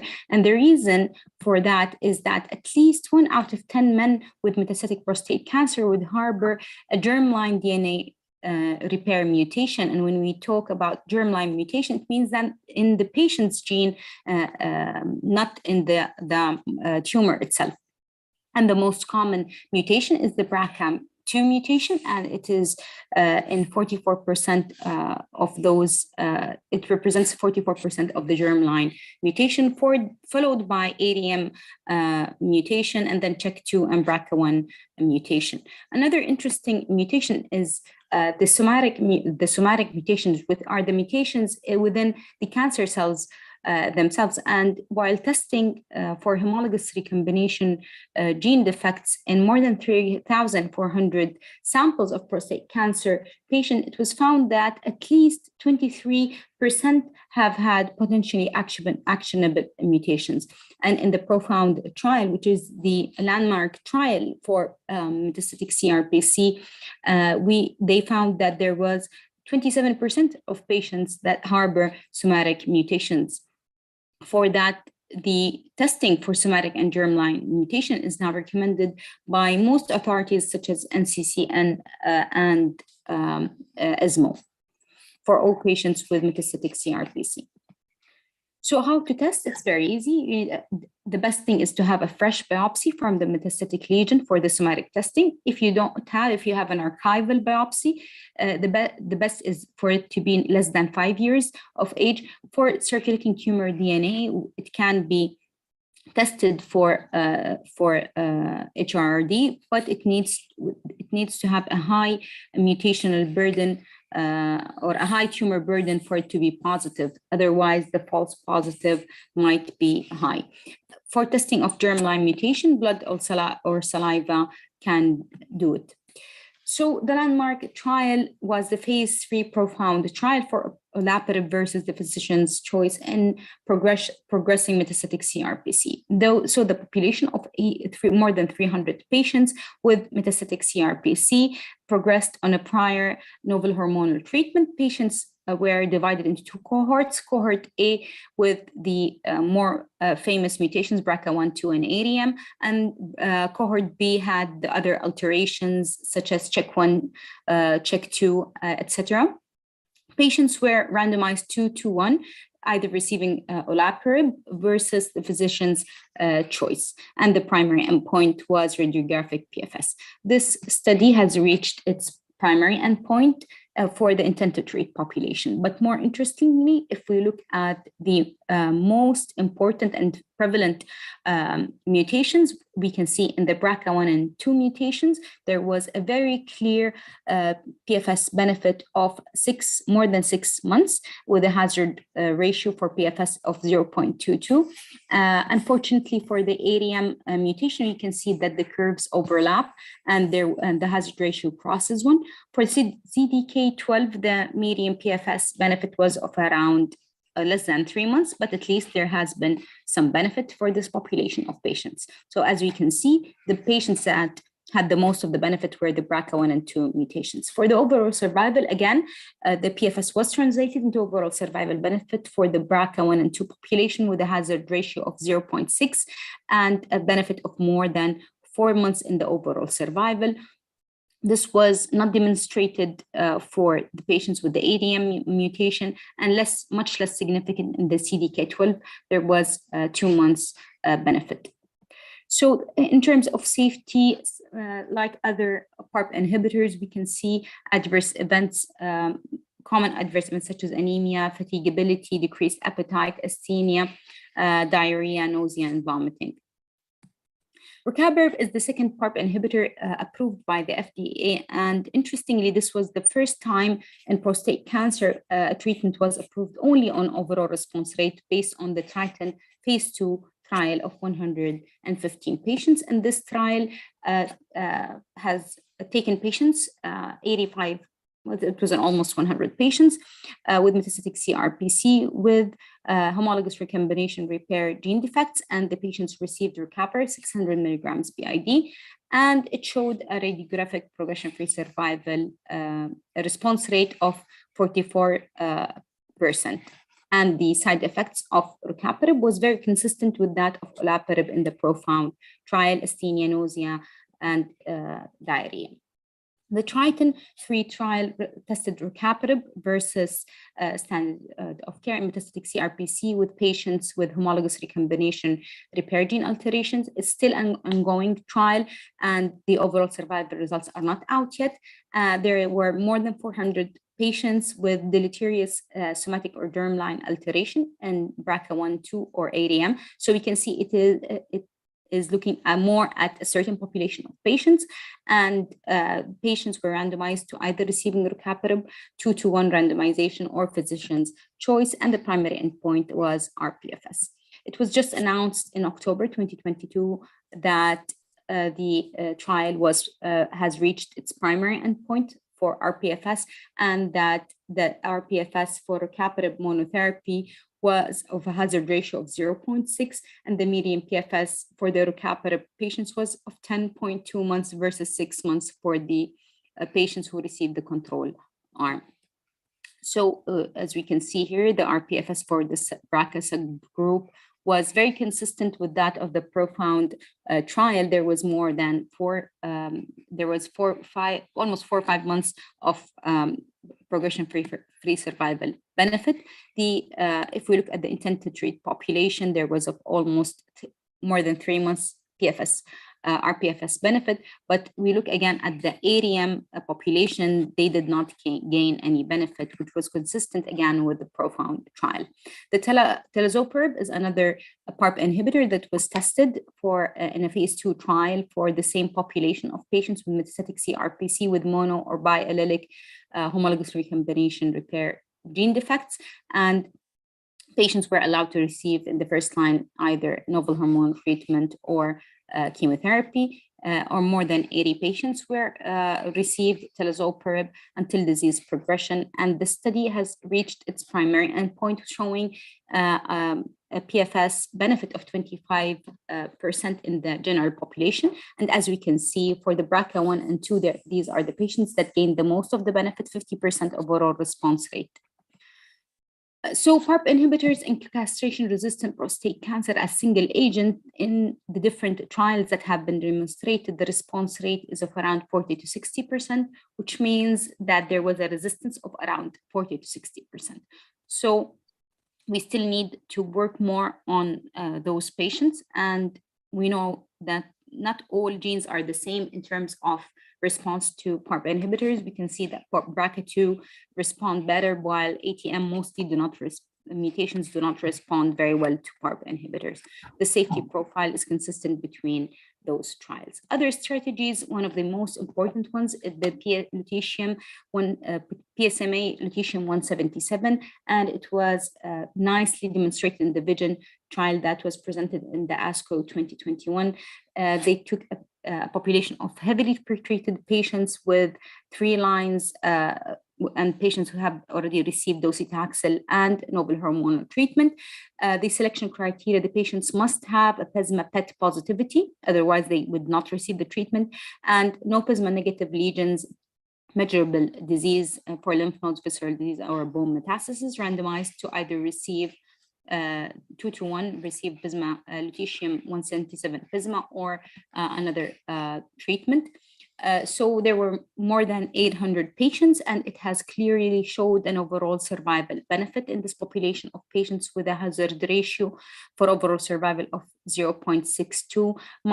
Bear in mind that this is a heavily pretreated population, again, of almost 4 months in overall survival, excellent results. Of course, this comes with a price. There was more side effects in this population of patients, more than 80% of side effects, and almost 9% of serious side effects.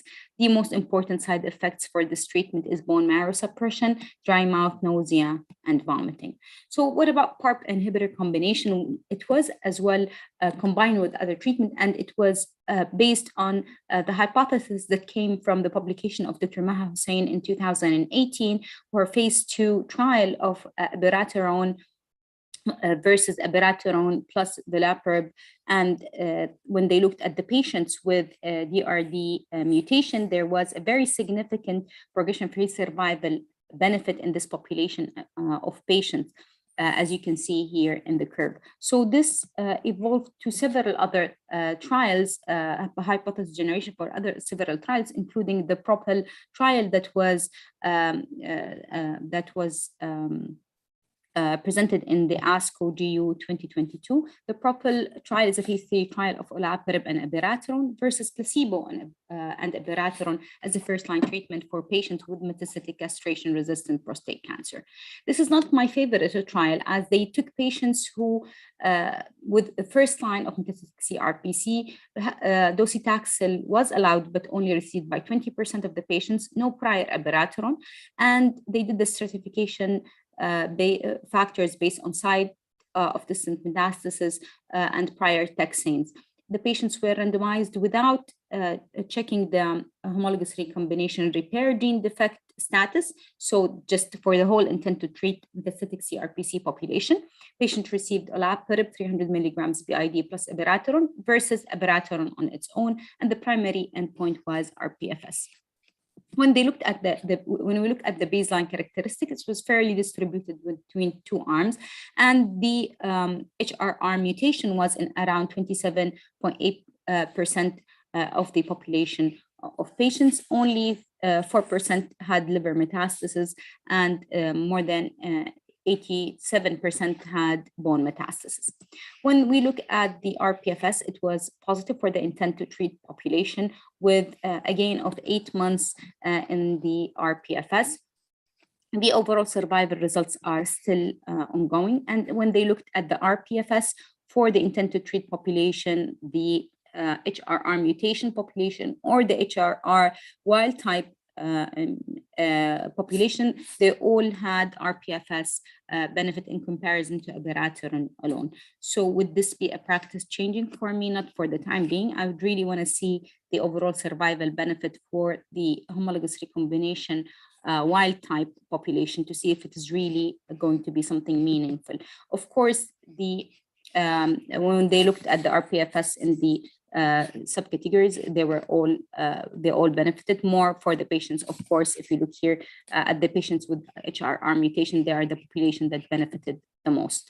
The overall response rate was not very alluring, so we looked at only 10% benefit in the overall response rate, and there were not much, or there were not even more complete responses. There were a bit more complete responses in the abiraterone alone arm. In regards to safety and tolerability, it seems that there weren't a lot of more side effects. Some of them, some more significant is anemia in the combination arm in comparison with the abiraterone alone, and some more hypertension as well. Another, I would say, more interesting trial is the Magnitude trial. This was presented in 2022 ASCO GU, and this is the first results of niraparib with abiraterone acetate as the first line in metastatic CRPC in patients with or without HRR gene alterations. So I think that this is a more proper trial. Looked at, they did a pre-screening for the homologous recombination repair gene panel was done for all of the patients, and based on that, patients with positive alterations, 400 patients, and patients who are negative were randomized to receive either niraparib plus abiraterone or abiraterone alone, and the primary endpoint was rPFS.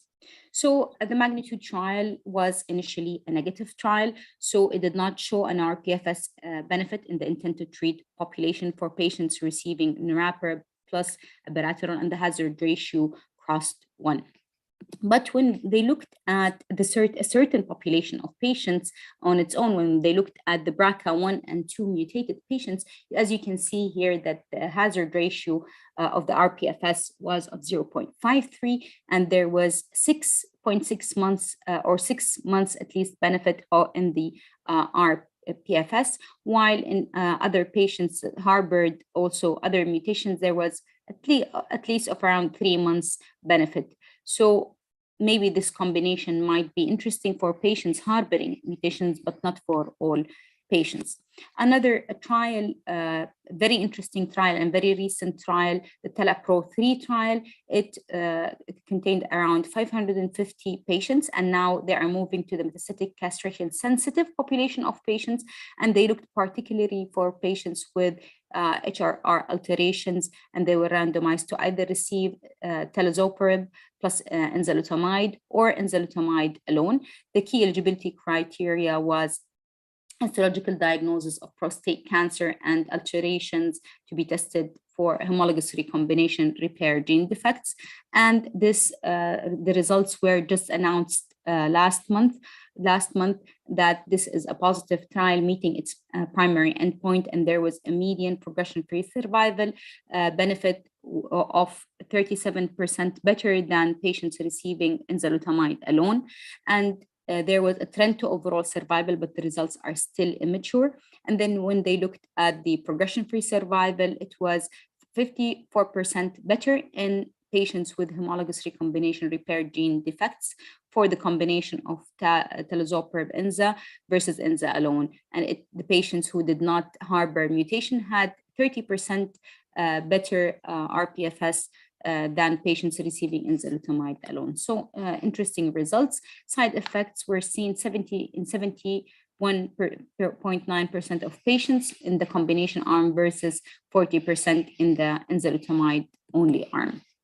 What about immune checkpoint inhibitors in metastatic CRPC? We know that prostate cancer is a cold tumor, so it doesn't harbor a lot of mutation, but the FDA has approved pembrolizumab for the patients with MSI mutation. It occurs only in almost 3 to 4% of patients with metastatic CRPC. So for this treatment, this was approved based on the Keynote 199 phase 2 trial, where 258 patients who are refractory to docetaxel were tested for PD-L1, and patients it was found that patients who had high PD-L1 benefited from pembrolizumab, so it was approved based on that. The rationale, there was also a rationale of combining PARP inhibitors with immunotherapy, and that PARP inhibitors make tumors more immunogenic and release interferon, which amplify activation of T cells. So this has been tested or is still tested right now. Some combinations, such as the Keynote 365 trial that tests one of its cohorts tests pembrolizumab plus olaparib. It's a very small arm of 84 patients, heavily pretreated, and it showed some rPFS benefit 4.3 months and the median overall survival of 14.4 months. And this is still ongoing. The testing is still ongoing. There was unfortunately 3 deaths in this trial, 2 treatment-related myocardial infarction and 1 pneumonia. So thoughts on me moving forward, at least 10 to 25 patients of metastatic CRPC would harbor either somatic or germline mutation, for which all patients with metastatic CRPC needs to be tested. PARP inhibitors and novel hormonal treatments might be considered for patients with metastatic CRPC, especially for those of BRCA mutation. Lutetium 177 PISMA needs to be considered for appropriate population of patients. And we should not forget that 3 to 4% of patients with prostate cancer would harbor MSI high, and for which pembrolizumab is an option for them. I here finish my talk, and thank you very much. Thank you, Rola. It's really a stunning presentation. And due to your commitment, would like to ask you a few questions. Now, can you tell me what would be your best option in terms of PARP inhibitor if you want to choose an agent, whether you would do monotherapy or combination therapy? So thank you, Ahmad. Excellent question. So for the time being, we are also bound by local approvals and international approvals, as well as availability of medications. For the time being, we only have olaparib in our institution. I would still stick with the monotherapy. I'm not very convinced yet. I'm not very convinced about combination of novel hormonal treatment for all plus PARP inhibitor for all patients. If I knew that a patient, a metastatic CRP patient, harbors a BRCA mutation, I would strongly consider giving him a combination of olaparib with abiraterone. Of course, the overall survival results of the PROPEL trial are not out yet, but the results are very encouraging for this population of patients. So we are still waiting for changing of guidelines for this population particularly. All patients, no, I don't think I would give them a combination of treatment. Thank you. Co-moderators, any questions? Just in the same context, one quick question. Yeah, Dr. Rola, thank you for the great presentation. Now, the question, like for most of the treatment, whether like triplet or doublet at the beginning, for hormone sensitive, I'm talking. And then after that, in castrate resistant, the question, what's going to be the second line? And lutetium is coming as well in the picture.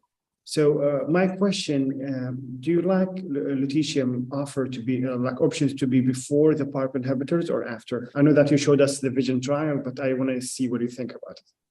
So for the time being, excellent question as well, Abdurrahman. This is what we're thinking of. So I have one of my patients, only one patient so far, who was fit for the triplet treatment. And I was thinking, oh my God, what am I going to do next? And so it is tough.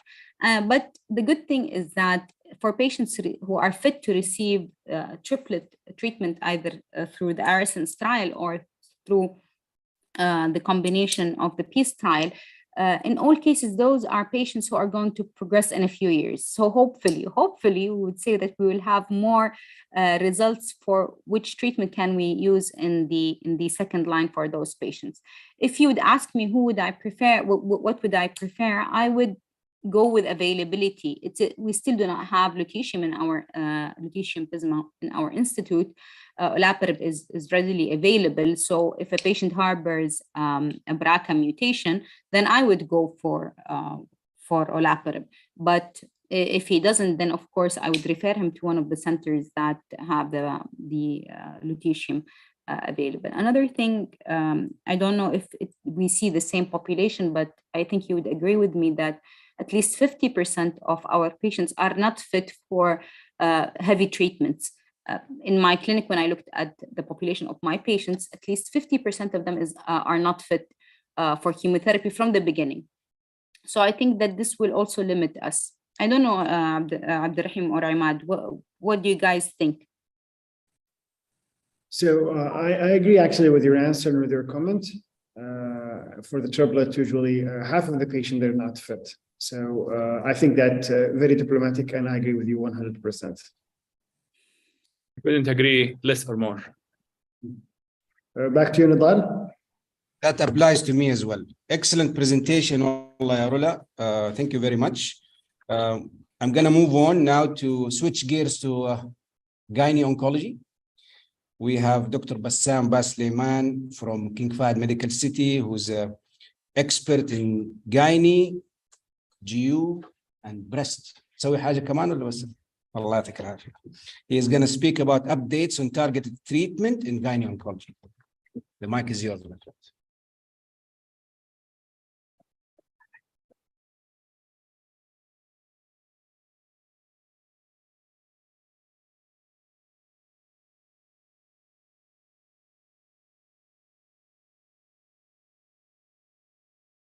Yes, Assalamu alaikum. Thanks, Dr. Nibar, for the introduction. And then also I would like to congratulate Dr. Shammari and Dr. Garni for this successful event, and thanks them for inviting me to be presenting about what's the update in target therapy in gynae oncology. So this presentation, if it should be done, it should be done for a full day, full session. We have a lot of update in gynae oncology in the last 3 years or last 2 years, in terms of the front line of ovarian cancer and the resistant ovarian cancers. Last year, we have 1 new medications. We have also new medication, the low-grade serous ovarian cancer. Also, a lot of update in the endometrial cancer and cervical cancer. So it's unfair to be present in 20 minutes, but I will do my best. So what's the advances in the front line and the recurrent ovarian cancer? So we know the ovarian cancer, one of the leading causes in death in females who had cancers, and also the most common ovarian cancer type is the high-grade serous ovarian cancers. And for long times, we know that the backbone chemotherapy in the first line for ovarian high-grade serous ovarian cancer is carboplatin with paclitaxel, which showed that the median progression-free survival is around 18 months. And we said for that for a long time. And the only thing that showed some improvement in progression-free survival is adding the bevacizumab in the first line, but it didn't show an overall survival. So if you can see this this diagram, you can see that patient who had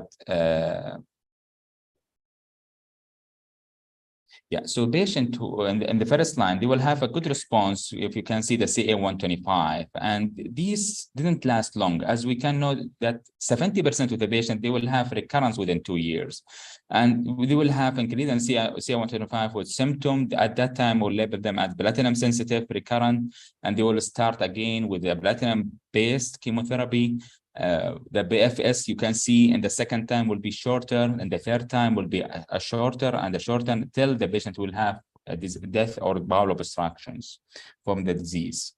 So we have a high need for a way to improve the first line treatment, and that's why we saw that the role of PARP inhibitor as a maintenance therapy here.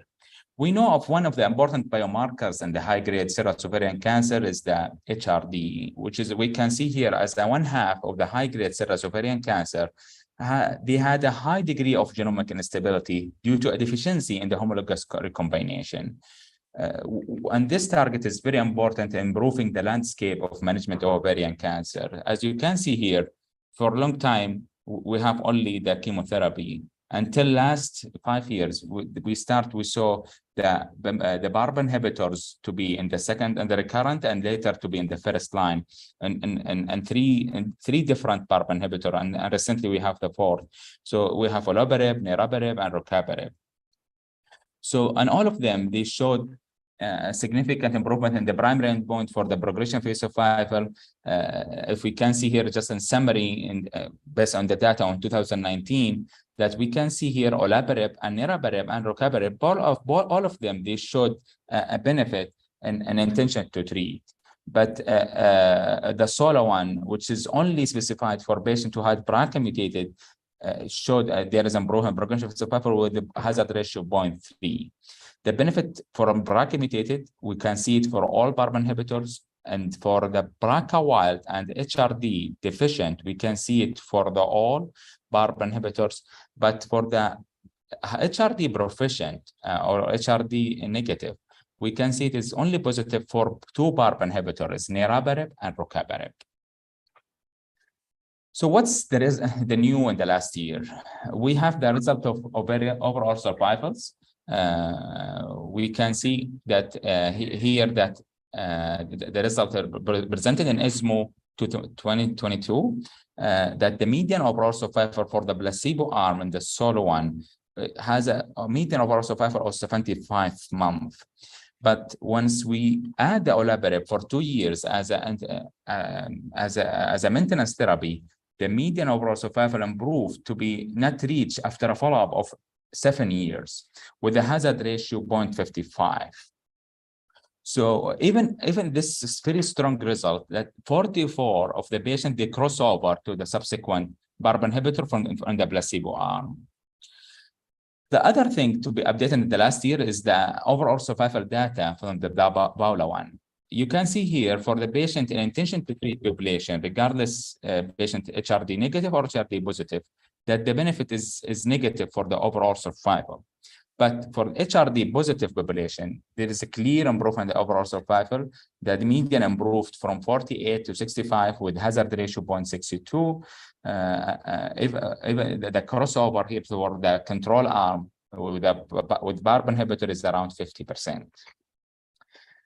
Here they are the final result of the median for the progression-free survival in the HRD positive. We can see here is very, very long progression-free survival. So the adding olaparib with bevacizumab in the first line for patients with HRD positive improve the median progression survival for more than 2 years, which is very changing landscape of management of ovarian cancer.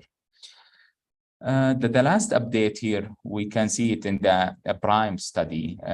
They published in the SGO 2022 last year, the result of the progression-free survival as a primary endpoint. And you can see here the consistency of the efficacy in the intention to treat population and also an HRD subgroup patient as the median here that reached compared to 11 months in the placebo arm with a hazard ratio 0.48.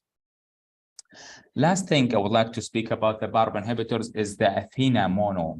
Athena mono, this is presented in the last ASCO last year.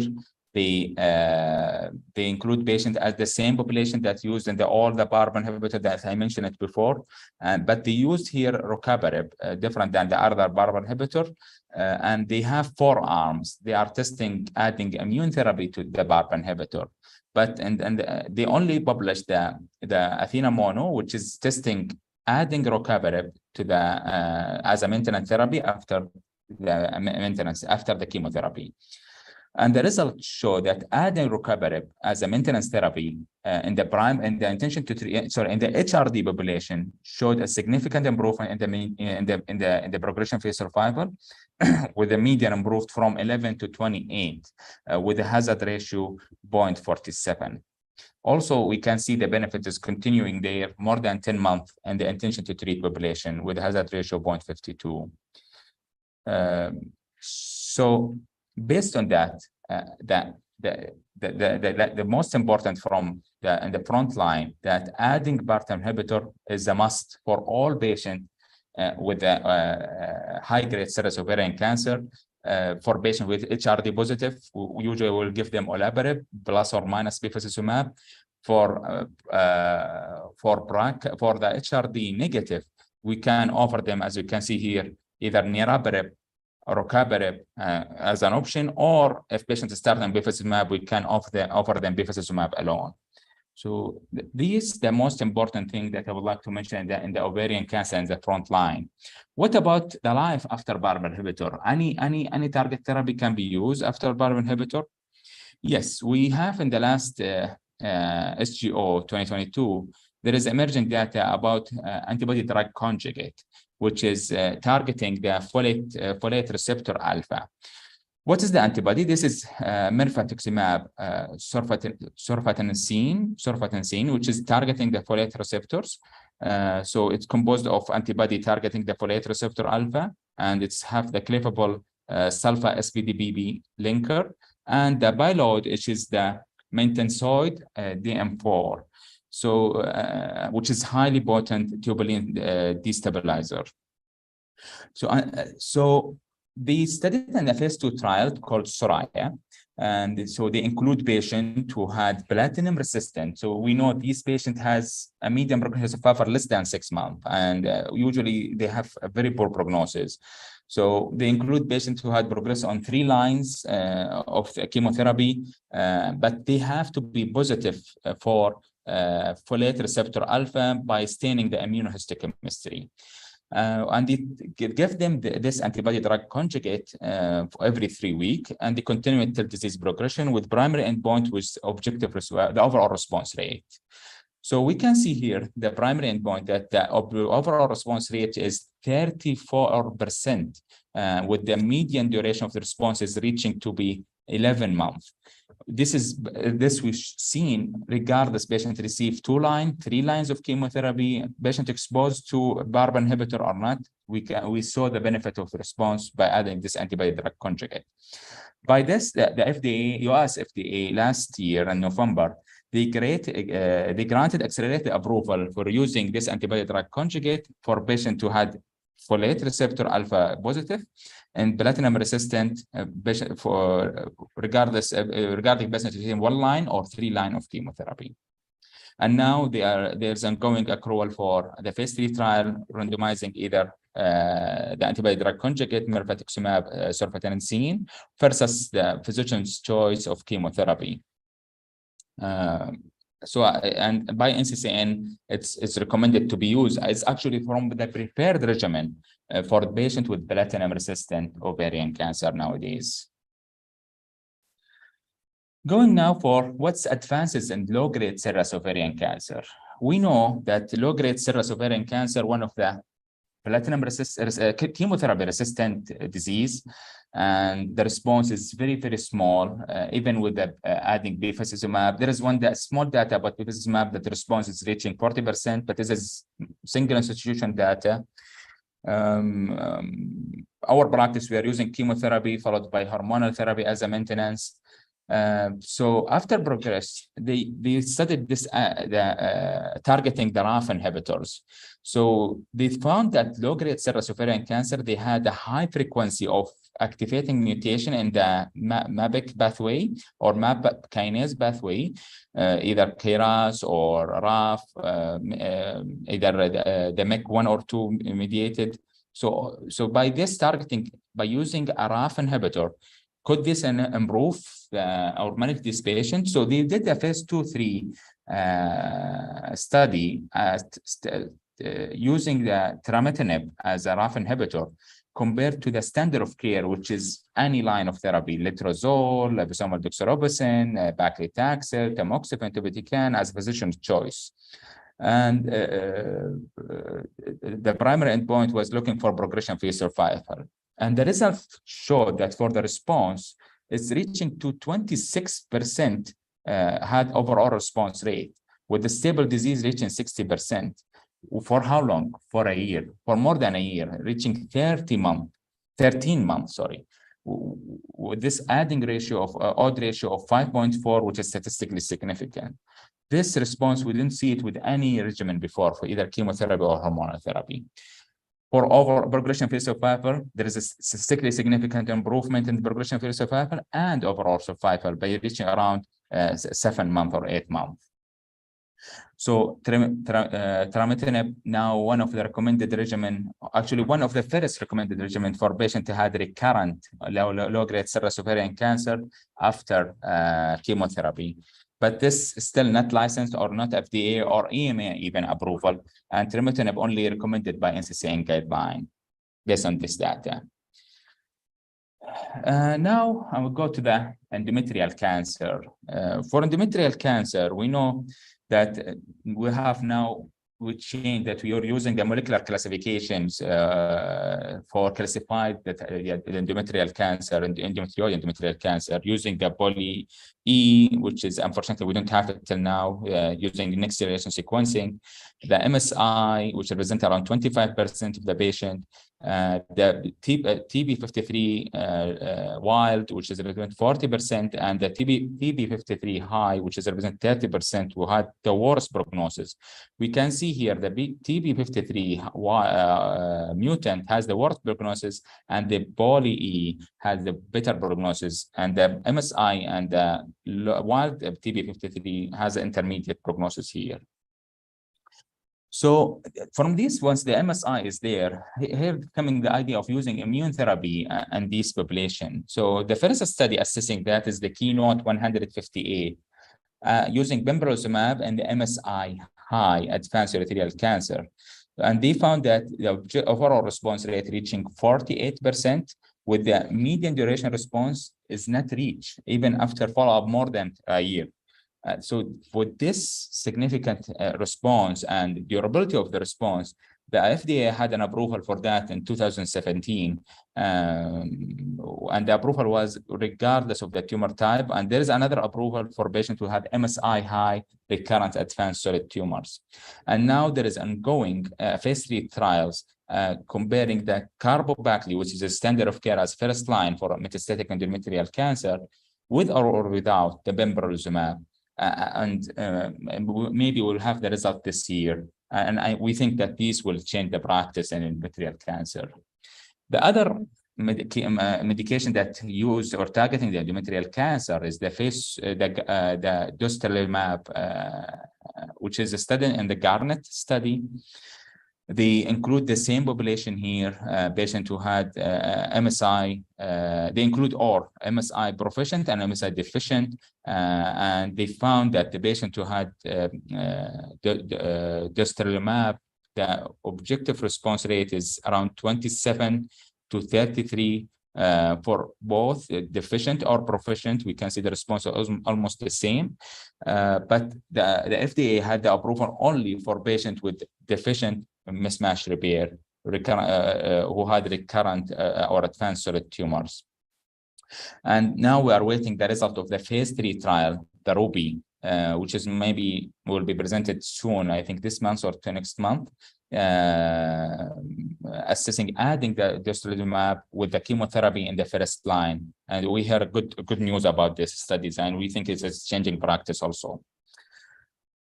The third combination that's important in the management of metastatic endometrial cancer is the lenvatinib pembrolizumab, which is studied in the Keynote 775, which is they include patients advanced metastatic endometrial cancer who had progressed on platinum chemotherapy, and they randomized them to either lenvatinib pembro or any the standard of care chemotherapy, either doxorubicin or paclitaxel.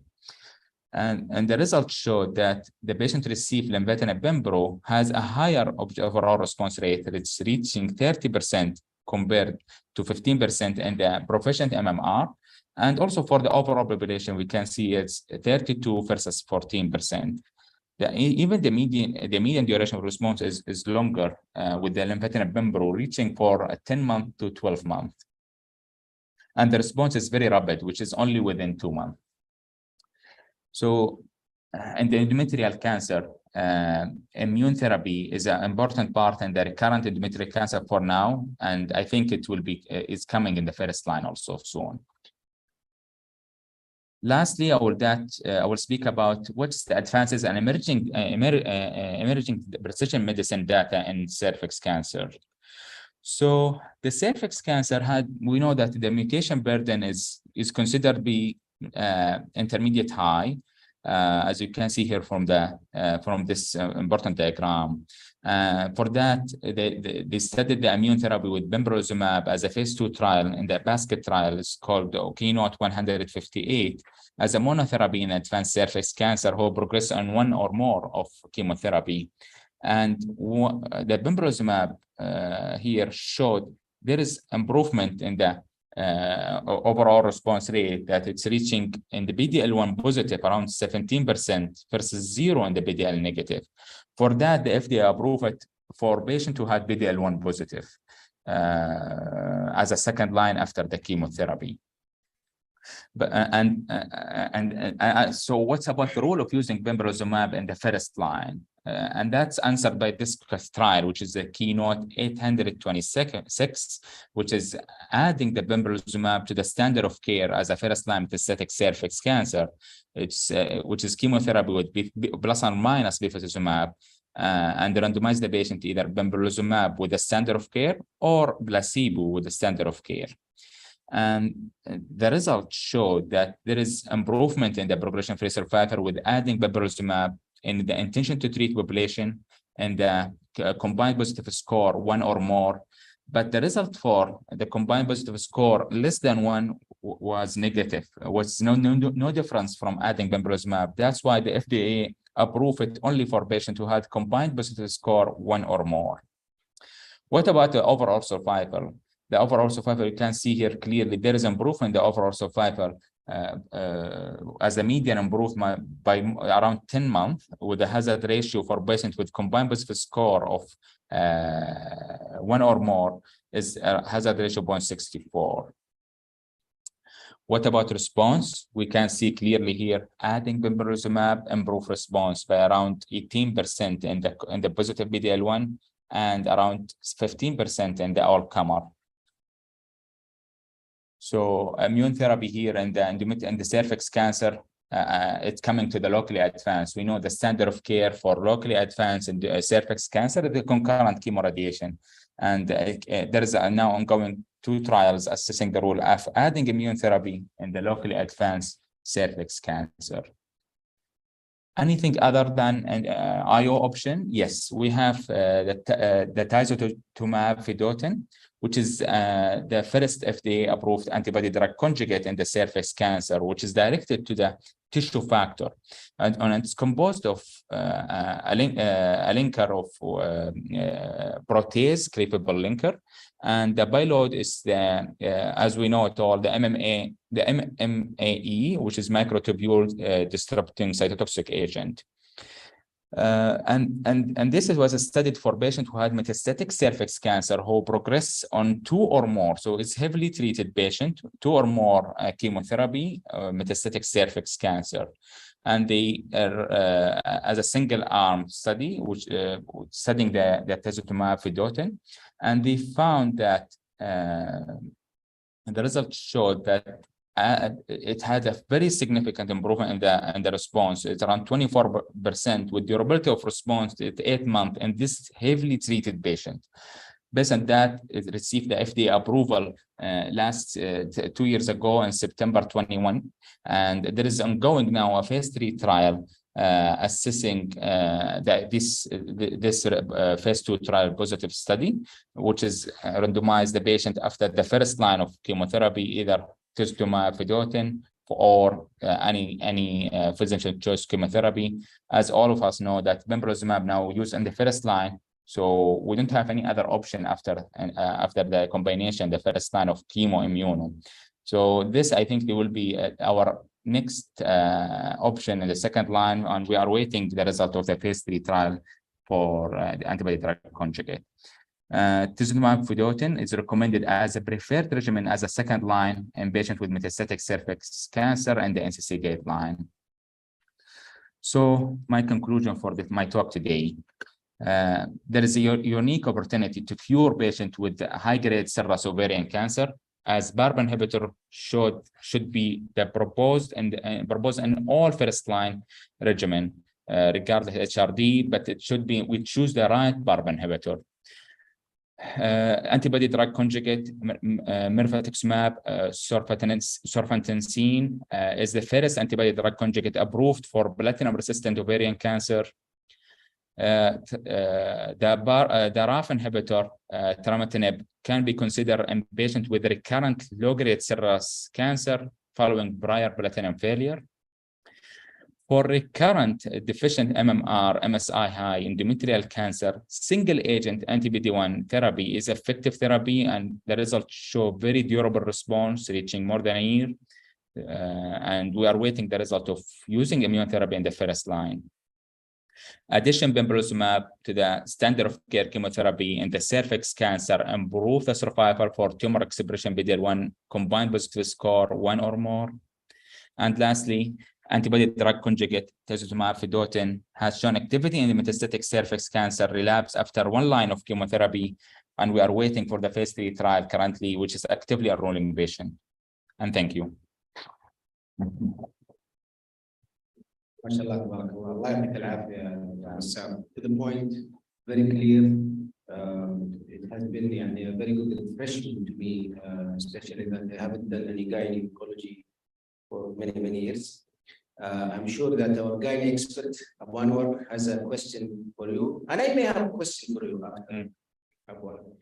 Let's slip them in. Yeah. Thank you, Bassam.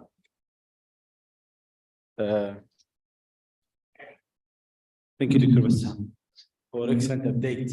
And that's too much to me to review that.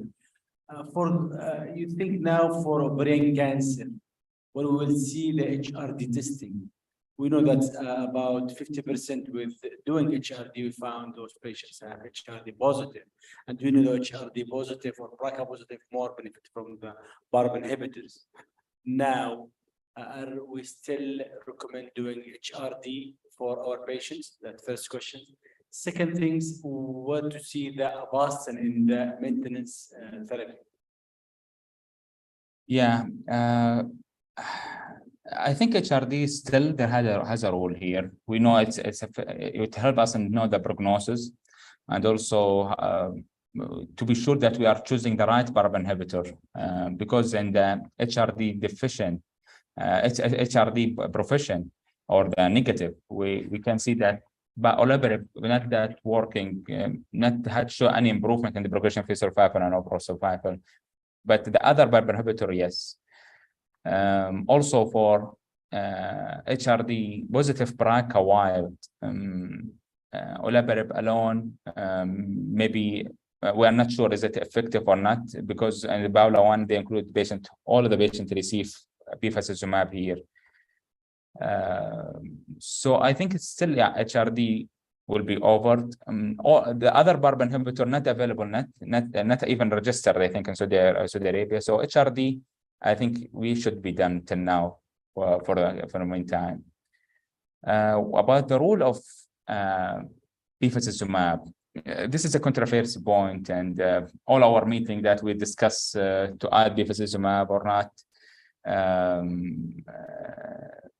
There is an ongoing study to assess that, and for niraparib, adding bevacizumab or not, very well established study just to answer this question. Is a phase 2 trial, and we are waiting for that. For me, with my current practice, if patient has a residual disease after the surgery, if the patient had stage 4B, either a fusion or distant metastasis, this I will decide for them bevacizumab. Once I decide the bevacizumab, that means if patient has BRCA positive or HRD positive, I will add olaparib. If it's HRD negative, here I will offer only maintenance bevacizumab, will not add any PARP inhibitor. I have a question to Bassam. So the data for HER2 positive endometrial cancer came just recently, and I was impressed. Adding Herceptin even endometrial cancer can be very effective, of course. My question to you, and educate me, do those patients typically behave better than HER2 negative? And have you noticed, have you come across any updates in treatment of HER2 positive endometrial cancer? Is Herceptin, carboplatin, paclitaxel enough for those patients? Or would you do something different? Yeah, the result for adding trastuzumab for HER2 positive endometrial cancer was for what is data of phase 2 trials for patients who had a rare subtype of endometrial cancer, which is the serous endometrial cancer, and they have to be HER2 positive. So in this phase 2 trial, they added trastuzumab to the standard of care, carboplatin, and showed there is improvement in the progression-free survival. I didn't see any recent data of adding like adding bertuzumab to these patients. Any evolving data and targeting the anti-HER2 recently. Dr. Hayuri, did you hear? Yeah. Only has it been enrolled for those patients that carcinoma, high grade, but there is no any added rituximab or added benefit. Maybe there is ongoing study, but right now only approval in based on the phase 2. Excellent, excellent. See whether there are any other questions. I think we have room for one more question. Yeah. Abdurrahim, Ahmad, you guys, are you interested in gynae or not yet? So I'm doing more gynae cases now, but I think that presentation was concise, to the target, clear, and I like the question done, and thank you, Dr. Suleiman, for that. Excellent, excellent. Well, I would like to conclude and ask Dr. Muhammad Al-Garni and Dr. Kanaan to close up this great meeting. Thank you. Bye.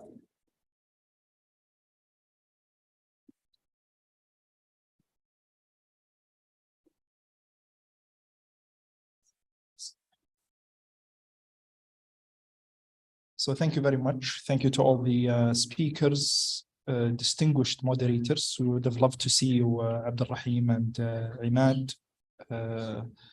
Dr. Zubuk was asking about you, but hopefully you can see him soon. And I'd like to thank all the physical attendees and the 1,000 virtual attendees. We are concluding the third Precision Oncology Conference. This is the third year running, and it could not have been successful without all of you. So thank you all. Thank you to the sponsors. Thank you to the attendees. And hopefully we can see you with something hopefully bigger and better next year. Thank you very much. Bye. Okay.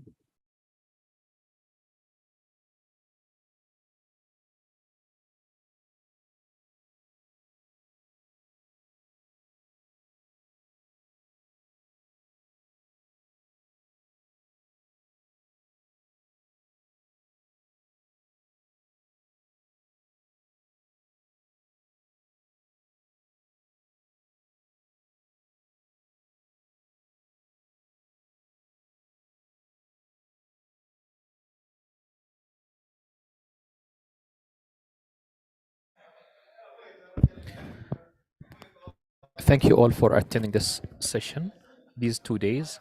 We'd like to encourage you to visit our platforms, and would like to remind you to check your inbox, as you will be receiving an evaluation email from Al Faisal University to evaluate this course. And after that, you'll be getting your CMEs if you're eligible. Thank you all. Make sure to follow us on all platforms so you can be informed about the upcoming events. Thank you. Assalamu alaikum.